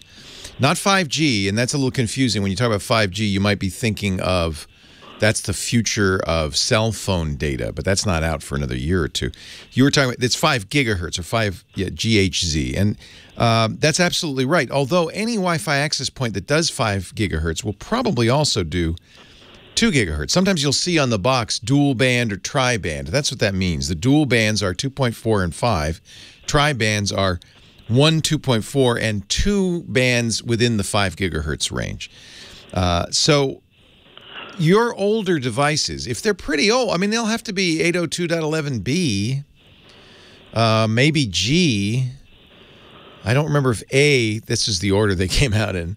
But anything N or later, 802.11n or later would have a 5 gigahertz range. But I do all the time see Internet of Things devices that they've cheaped out on the radio that won't do 5 gigahertz. That's not at all unusual. Oh, okay. So if it's an Internet of Things device, you want to make sure that you pick the 2.4 gigahertz band.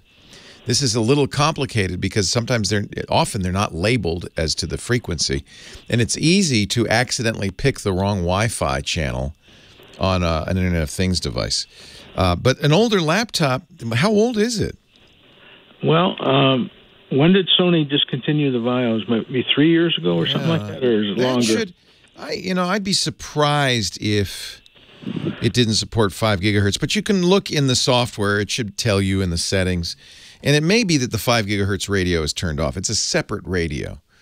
So you have to look at the hardware capabilities and the software capabilities and see if it can do 2.4 and 5 gigahertz. 2.4 has advantages. It spreads better. The lower the frequency, the better it goes through walls. 5 has limitations. It can easily be stopped by walls. That's not necessarily a bad thing because it means that you're not going to have as much interference in the 5 gigahertz range as long as you kind of have line of sight between the device and your access point. So 2.4 gigahertz has other disadvantages because it's been around for a long time and it's an unregulated frequency. There's all sorts of stuff on it. So there's often more interference. If you can turn on 5 on your device and let it choose, that's the best. There's very little to be gained by manually choosing the frequency, or within the frequency, you have different bands. Or they call them channels. Very little to be gained by manually doing that. Almost all modern Wi-Fi software does the best figuring out what to do. So I'd let the software do it. Just make sure it's all enabled on your device. Line 2, Brian, Indio. Hi, Brian. Hi, Leah. How you doing? I'm great. What can I do for you today? Well, I understand you've had your Fire Cube for a couple of weeks now. Yeah. Yeah. Have you developed any? I like it. So if you're used to an Amazon Fire TV, you'll already understand the software on the Cube. It's the same as any Fire TV, but it's a little different in the sense it's a Cube, and it has built-in Amazon Echo, and the Echo will control the TV, turn on the TV, turn it off, because the Cube has an infrared beam on all 4 sides of it. So I can go into my den, which is where I have it installed, and say, turn on the TV, or I could say, let's watch the World Cup, and it knows where to go, and all of that using Echo. Now, it is limited in the sense that it's really for use, like the Fire TV is your primary device. It doesn't control a Roku. It doesn't control an Apple TV. If you use those, you can use something like the Harmony Hub and use Amazon Echo with those. So if voice control is what you're looking for, it works. It's pretty good. It has all the limitations of an Amazon Echo, but it works pretty well. I like it a lot. Recommended. Leo Laporte, the tech guy.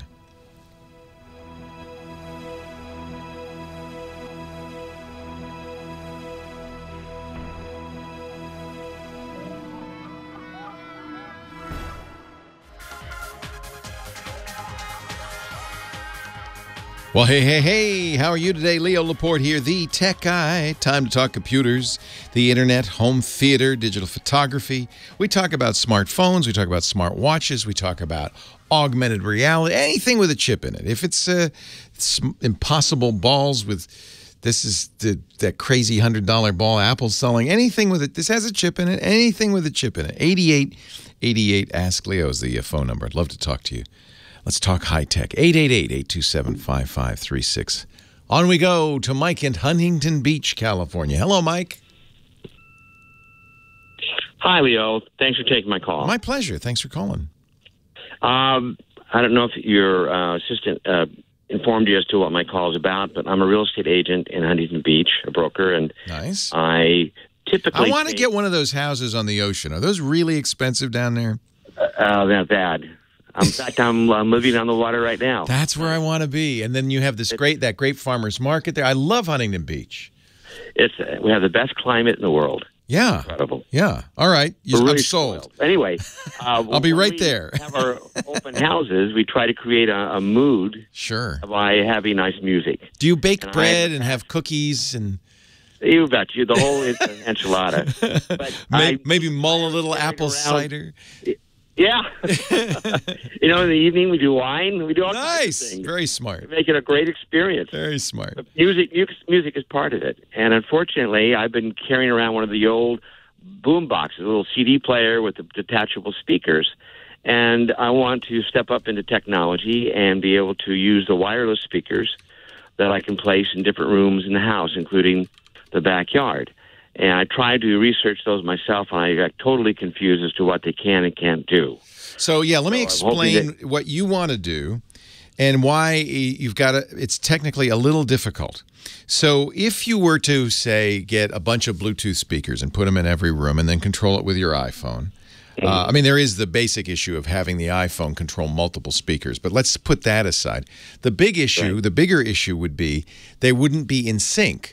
And even if they're all playing the same music, one might be a half second behind the other, and it would make basically an echo chamber. It would sound horrible. Oh, wow. So this is where a company that's just doing their IPO right now, just up the way from you in Santa Barbara, Sonos, was the first to do this right. They have what you're looking for is multi-room sound. And if money were no object, you could put, in fact, I bet you a lot of your buyers end up putting Sonos in their house. So they're completely wireless. They do have to have internet access. And you could put one in each room. And they have this, they were the first to do this amazing party mode where they can all be playing the same beautiful music in perfect synchronization. So as you move from room to room, it feels like the whole house has music, and there's no discernible difference from one room to the other, which is, I know exactly what you're looking for. Yeah, but it's way too expensive, and there's other issues. It's really designed for a kind of a more permanent. You want something you could just bring to the house and set up. So there are a number of ways to do multi-room audio. The good news is this has been solved. Sonos did it, and for a long time was the only company that did it. But now there are many other companies that do it. And there are even, and I think this is the solution you want, there are even portable Bluetooth speakers that will do it. So, because that's what you really want. You want to go in there, you have the music on your phone, I presume, right? Correct. And you want to just, as you get in the house ready for the open house, put a little speaker in each room, and then on your phone you go boom, boom, boom, and let's play a little Paco Bell's Canon in D, and you got it going through the whole house. And that is now doable, thank goodness, because this technology has been figured out. The one I'd probably recommend is one I use is from a company you probably have heard of called Bang & Olufsen. They're very well known for high-end audio. It's an old brand, yeah. B&O. But they make something called the BO Link. Actually, I have one. I happen to have one right here. Pull it out of a BO? Can you spell that? BEO. BEO Link. And they're little they have a variety of sizes, but they're little Bluetooth speakers. And what happens is you have the BO Link app on your phone, and that controls them. And they support multi-room, and that's the key. You always want to look for multi-room. That's the ability to play the same thing on multiple speakers throughout the house. And the nice thing about these BO Links, they're not hugely expensive. You use the BO Music app to control it. And you could have in the, in the living room, you could have a bigger speaker that had a more full sound. And in the bathroom, you could have a smaller speaker. I carry a BO Link speaker with me all the time. As I travel, because I love when I get to a hotel room, I take the speaker out. It's battery powered, by the way, so you charge it up and it'll last all day. I put it in the room and I listen to music and my books and stuff like that. They're rechargeable? They're rechargeable, yeah. Okay, is there a limit in terms of how many, and how about the distance between the speaker and the source, the phone? That's a good question. I don't know if there's a limit, but you can research it. There are a variety of different sizes. I think they have 8 different speakers in this line. Everything from a little portable that the BO Play A2, which I carry around in my briefcase, it's that small, to the big, they have a 240 watt speaker that's enough to fill a room. They range in price from, I think, $100 to several $100, depending on how big you want it to be. I don't know the limit. I don't know. I'd have to. You could probably look on the website. Go. I will. BEOPLAY, and you control it with the app. But you can also, as long as you're searching the web, if you look for multi-room audio, you'll see there are many choices. You know, Google can do it with its Google Homes. The problem with that is you have to set up a Wi-Fi network. Which I can't do. You can't do, right? So what you want is Bluetooth speakers that will do this. Mm-hmm. And you said B-O-Poly? B-E-O-P-L-A-Y? B-E-O-P-L-A-Y. B-O-Play. Oh, play. Okay. Yeah, just like playing music. Mm-hmm. All right. I really like my BO plays. I think that's been a very good choice for me, and they now have multi-room sound. The way they do it, you can't just play it by Bluetooth, and because Bluetooth takes a while and there's latency, and each speaker will be playing slightly different time. So what they do is they essentially send out a time code, and they say start the music at this time code. They send that out, and they're able to synchronize up.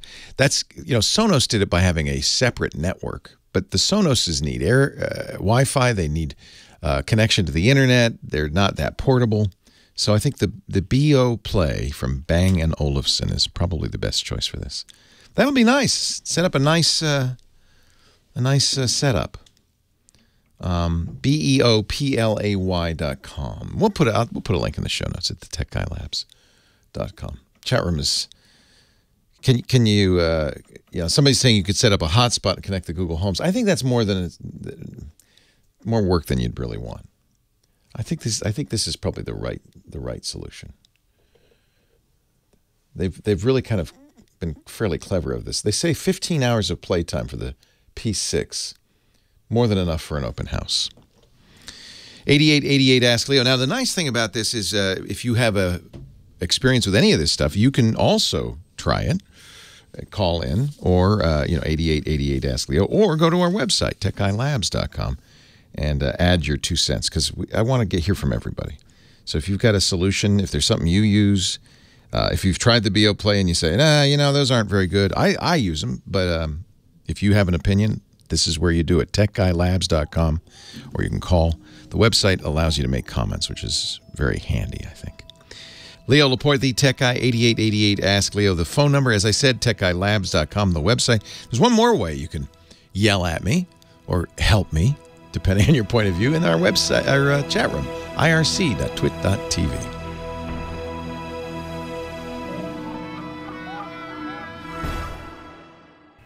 Leo Laporte, the Tech Guy. Or should I say, the Tech Guy, 8888 Ask Leo, 8888 Ask Leo. Back to the phones go. Line 4, Sue in O'Fallon, Illinois. Hello, Sue. Hello, Leo. How are you today? I'm fabulous. How are you? Thank you for taking my call again. Uh-oh, I hope I didn't screw it up last time. Oh, no. Well, no, it's really funny because I asked about referral for a television because ours was acting up, and our TV must have heard me talking to you because it quit acting up. Don't replace me. Don't replace me. I'll be all right. I'll be good from now on. Please don't. I'll be good from now on. My question today is, I took your advice and I ordered a Lenovo ThinkPad Chromebook. You're going to love that. Good choice. No, it's very hard because after 22 years of Windows, it's very strange. What is it that bothers you the most?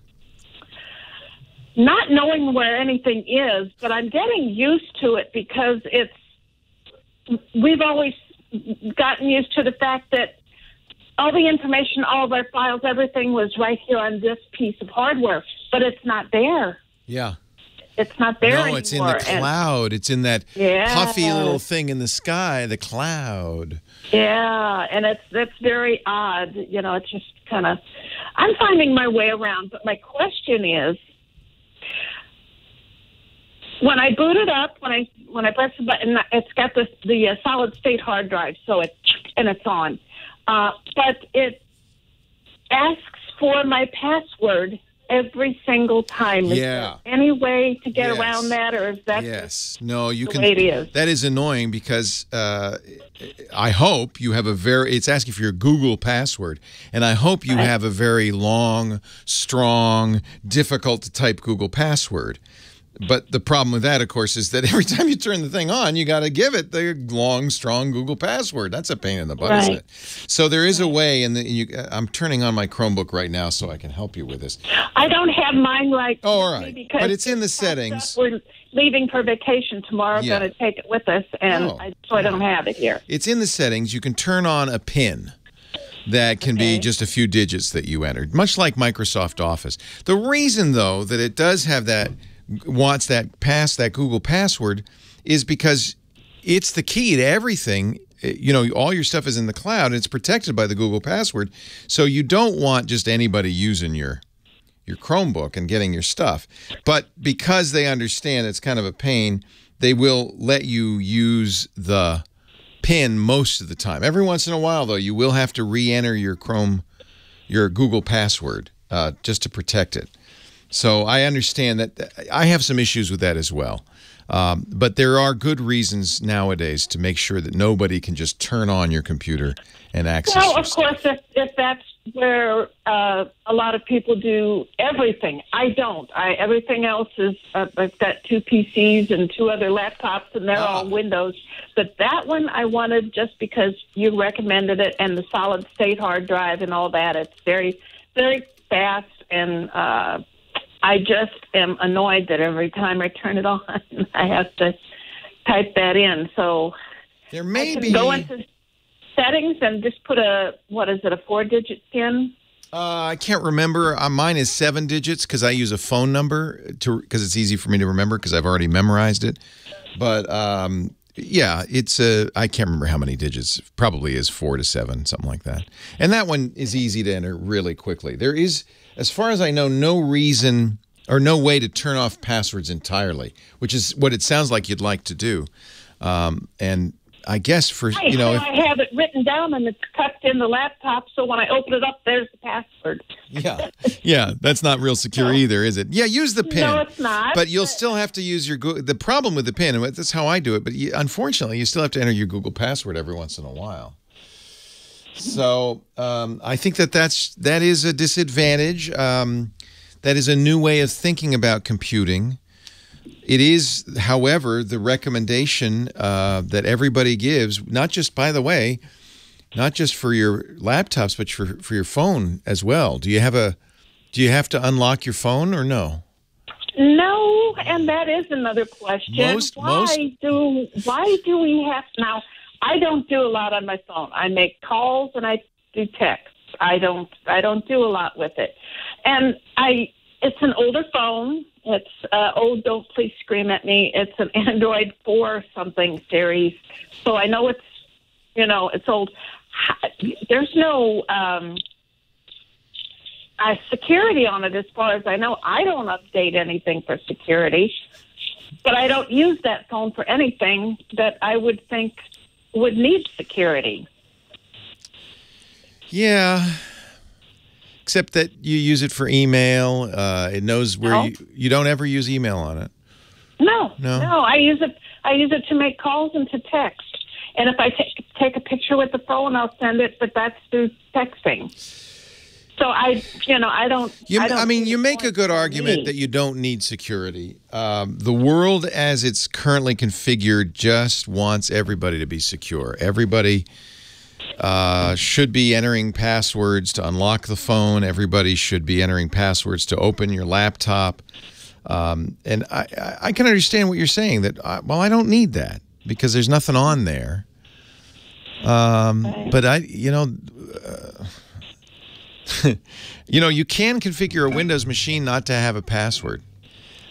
You can, I think, configure a Macintosh not to have a password, but Chrome OS is more modern, and they really do require at least a PIN. The phone, right now, you have an older phone that doesn't require a password. If you bought a new phone, almost all the new phones require a password as well.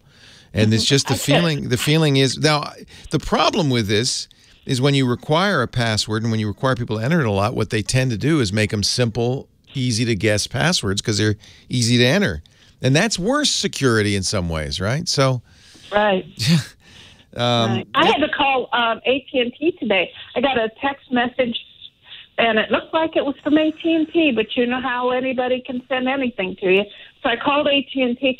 This thing was asking me to go to this number and register my account. You are so smart that you did not fall for that. I called AT&T, and the guy said, "No, we didn't send that to you." Yep.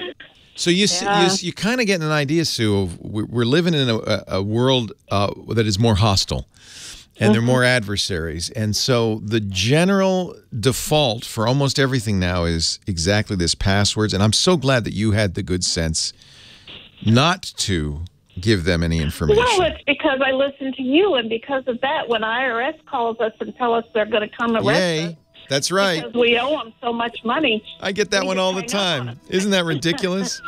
Yes, it is. Leo Laporte, the tech guy.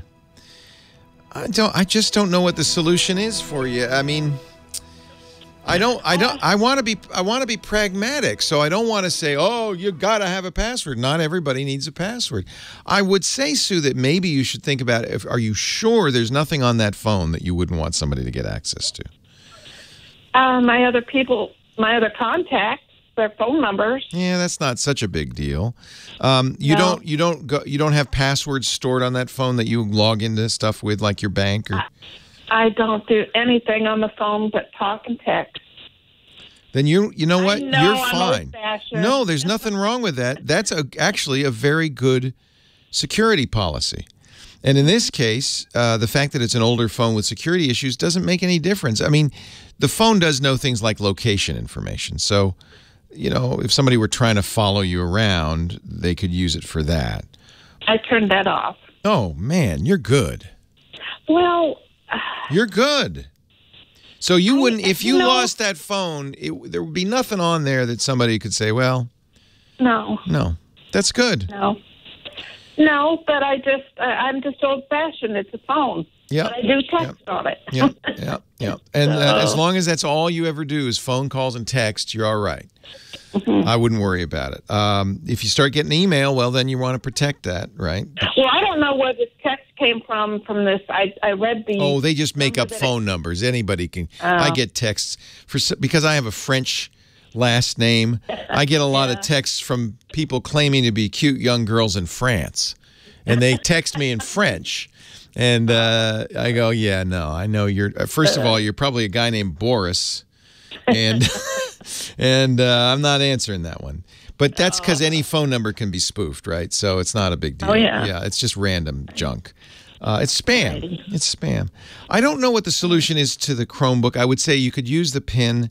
There is a stronger argument because you're storing documents and so forth, not on the book, but on your Google account. And so access to the book gives them access to your Google account. But I don't use Google as my email, so. Right. I don't either for that reason. Yeah. When we travel, I can log into charter.net and go into my server through them. That might be an issue. Only if you store that password or if you let Chrome remember that password. But if you enter it by hand every time, no. Yeah. There's no way that I know of to turn off the password on a Chromebook. That, you've actually hit on probably the biggest negative. Well, that answers why I haven't been able to find it anywhere on the net. Yeah. There is, in the settings, there is a way to use a PIN instead. All right.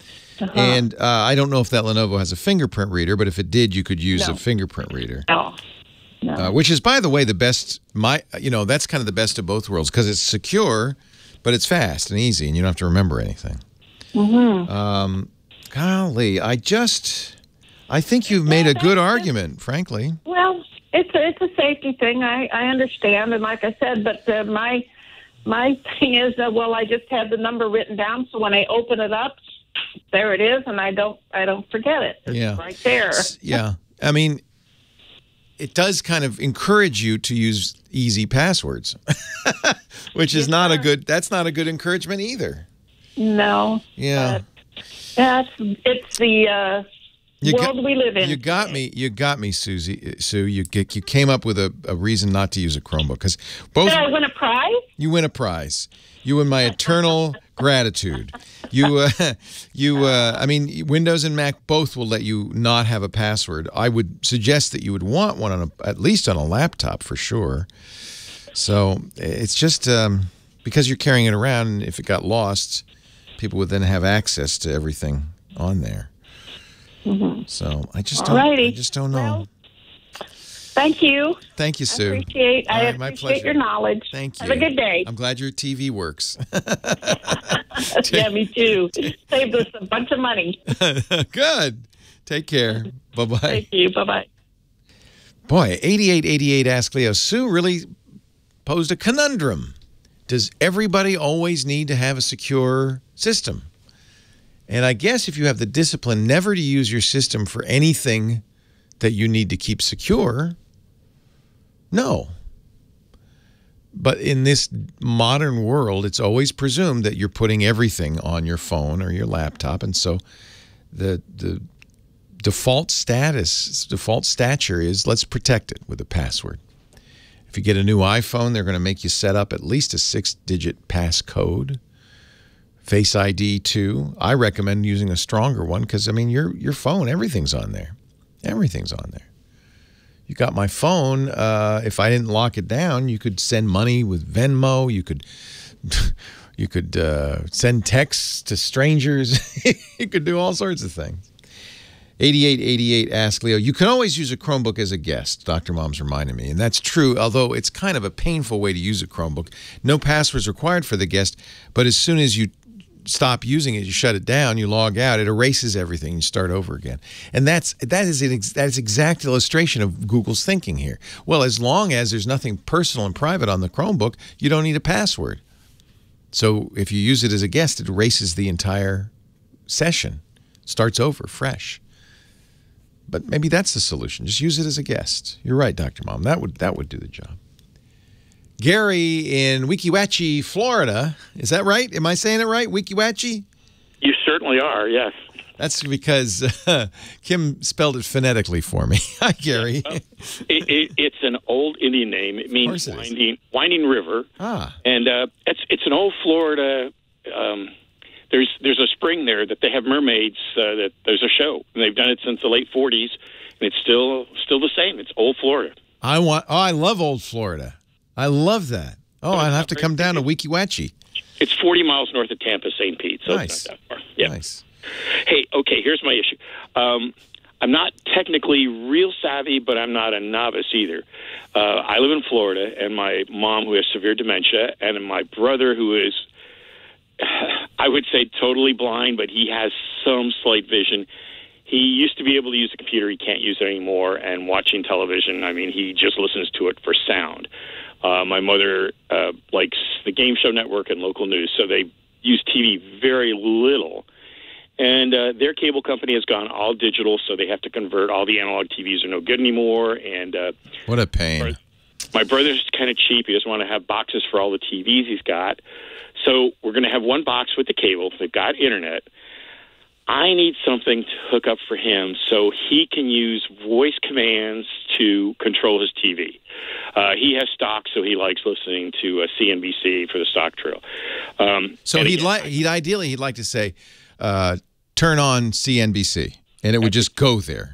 Exactly. Yeah. And I thought Roku would work, but I got Roku, and you need a visual menu to kind of scroll That's over. right. The way he uses the cable boxes for my mom is he knows what numbers to punch in for her TV shows, and that's it.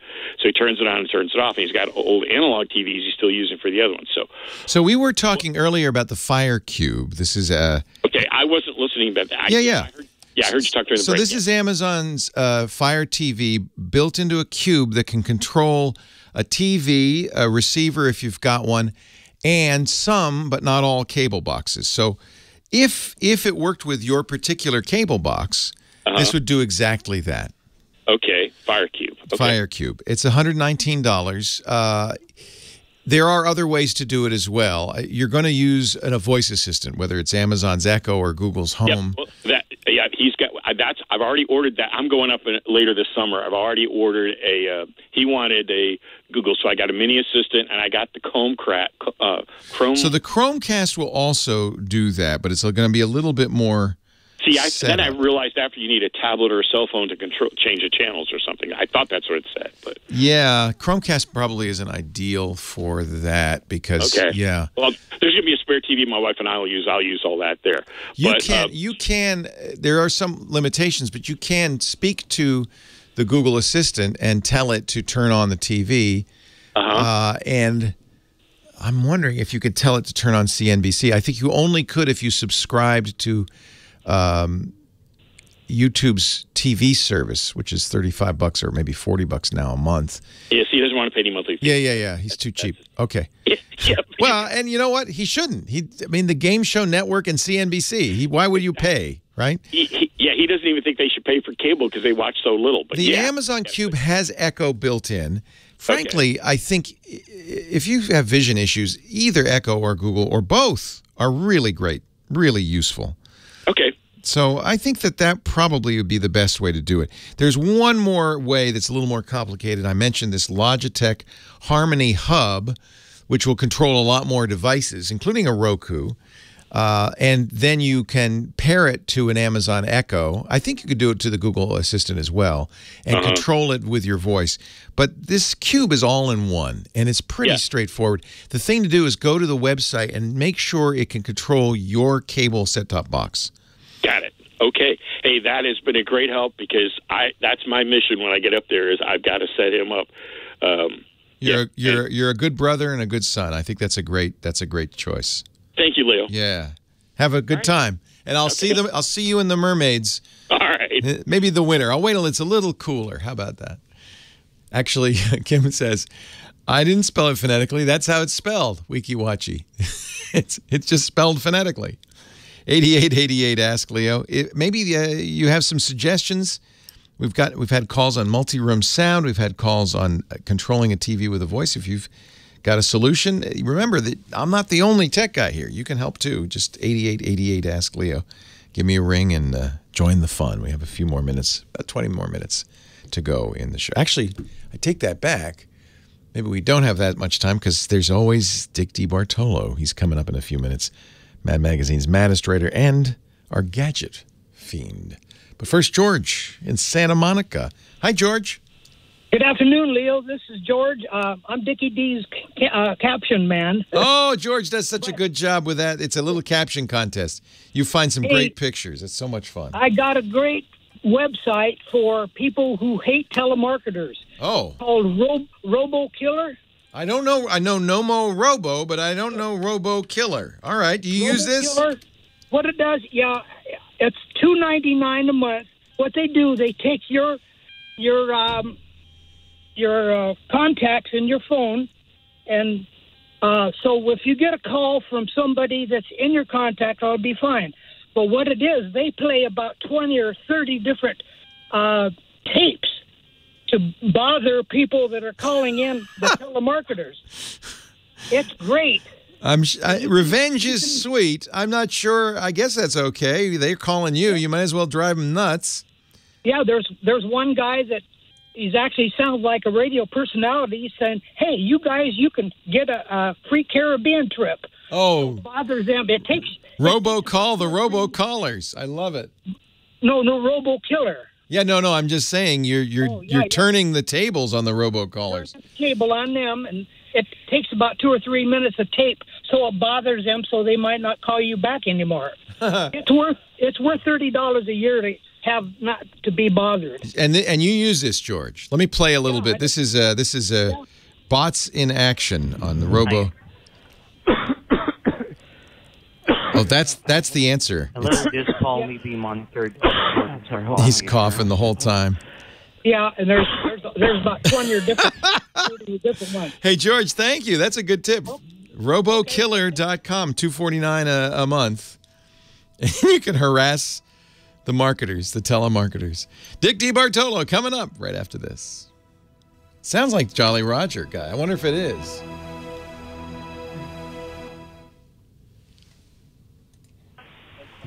Hi. Hold on. Hello, this call may be monitored. Sorry, hold on. Hold on. Hold on, this is really bad. Just driving crazy. Oh, man. Hold on. Hang on. I wonder if this is Jolly Roger guy. Or just... That's so funny. He's just coughing the whole... It's driving him crazy. We play disco about this time for one reason only. Mr. Dick DeBartolo, Mad Magazine's maddest writer. You've read him in Mad Magazine for years. I know I grew up reading him, and he's actually younger than me, so I don't even understand how that works. Yeah. He also is a gadget fanatic, or a gizmo wizard, as we call him, and he joins us each week. Yes. All right, so I found out about this gadget at CE Week, and I think it's a great idea. Now, I've not used it. I just spoke to the lady who helped invent it. And if you yourself tend to leave the house and leave appliances on, or you're a caregiver and you're afraid that someone you know leaves the house with appliances on, this is the workaround that this inventor came up with. It's called iTemp, EYE-temp. And it's a little device. It's about the size of a 9-volt battery, and it attaches to each appliance that you want to monitor. Now, you would probably set it up for an elderly person. So what you would do is they're $30 each. One iTemp is $30, and you buy it and they ship it to you. Then you go onto their website, and the woman said she has thousands of profiles of appliances. And when you put in what appliance it is, it says, take the iTemp and place it here on the appliance. And then the iTemp keeps track of the temperature, how long it's been on, and if it notices it's starting to rise above a temperature that device normally operates on, it will send you an alert if you're not home. And if you don't pay attention to the alert, it will send text to 3 people of your choosing. And down the road, I don't think it was in operation yet, or I'm not sure. If no one replies or takes action, a call center will take over and start calling more people. Wow. So this is like if you leave the oven on, right? The oven on. And at CE Week, they even had one stuck on the side of a candle, a glass enclosed candle, so that it would tell you, that candle's been on for 4 hours now. Are you sure you don't want to go down and look at it? Yeah. I thought the price was decent, and I think the idea is good. And it's there at i-temp.com, and it's a new company, and they were showing this off at CE Week. We're going to start seeing, I imagine, a lot of devices as we age and our parents age, for people who are, as one of our callers earlier today, taking care of older parents who maybe have dementia, or they just need a little extra care. This seems like there's products in this category. It's going crazy right now. Yeah, no, I like this because it's for things that aren't smart appliances already. Right. So, like your oven or the steam iron.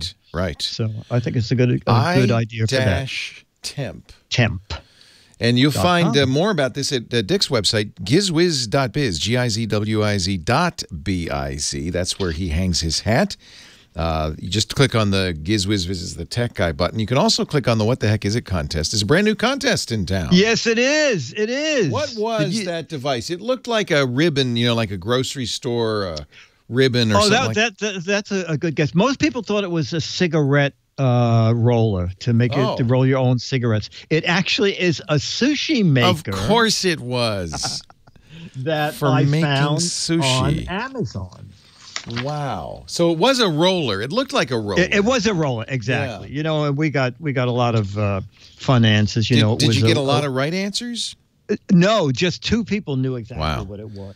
So the way this works is Dick will put up a picture of a thing of some kind, and you identify it, and you have a chance to win an autographed copy of Mad Magazine. You can get the right answer, sure.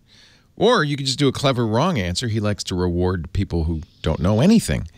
And so either way, check the rules and go to gizwiz.biz while you're there. Don't forget, of course, all of the other products Dick mentions and the other shows he does, including World News Now and the GizWiz podcast at gizwiz.tv. Thank you, Dickie D. Thank you, sir. See you next week. A wonderful week. You too, pal. Bye. Dick celebrates. You said you're celebrating the 4th of July tomorrow night. Tomorrow night, exactly. Yeah, to avoid the crowds. Yeah, there'll be no crowds. I have a sparkler, and I'm set. You'll be able to see, if you're in New York, you'll be able to see it from up to a foot away. Look for the sparkler near Disneyland. Thank you, Dickie D. Okay, buddy. Take care. Bye. Last call of the day. Brett, Fontana, California. Hi, Brett. Leo Laporte. Hey, Leo.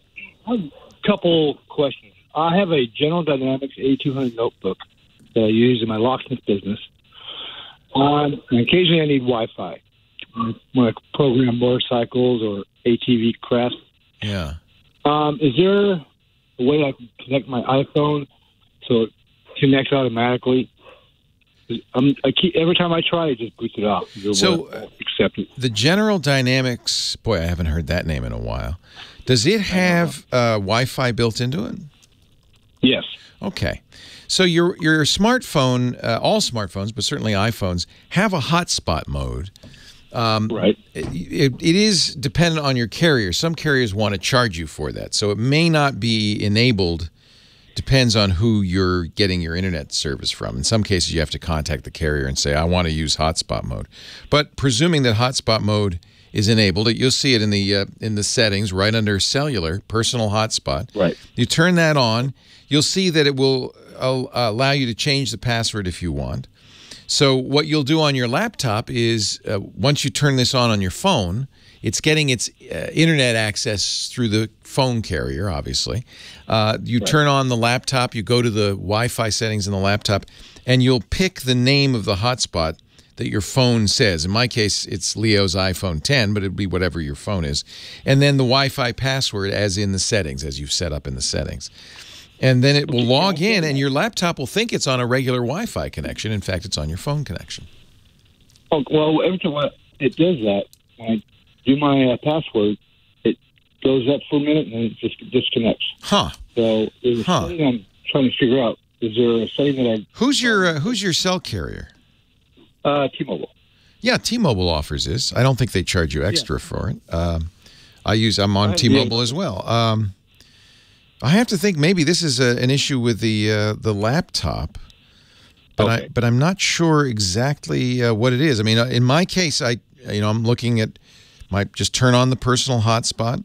In a minute or two, as you've already noted, you'll see the name of your phone in the Wi-Fi access settings.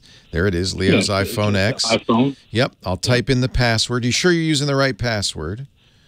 Yeah. Yeah, you said it. It's right there on the screen, so you know what it is. It's not a mystery. And then it should just turn it on and use it.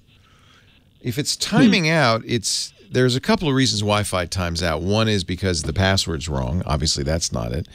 Maybe your laptop's not compatible with your iPhone. I don't know why that would be. You can buy, maybe this is a good choice, they're not very expensive, $5, $10, USB Wi-Fi access devices that you just attach to your laptop, and that would work. Leo Laporte, the Tech Guy. Well, that's it for the Tech Guy Show for today. Thank you so much for being here. And don't forget, TWIT, T-W-I-T. It stands for This Week in Tech, and you'll find it at twit.tv, including the podcasts for this show. We talk about Windows on Windows Weekly, Macintosh on Mac Break Weekly, iPads, iPhones, Apple Watches on iOS Today, security on Security Now. I mean, I can go on and on and on. And, of course, the big show every Sunday afternoon, This Week in Tech. You'll find it all at twit.tv.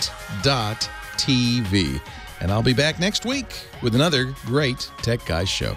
Thanks for joining me. We'll see you next time.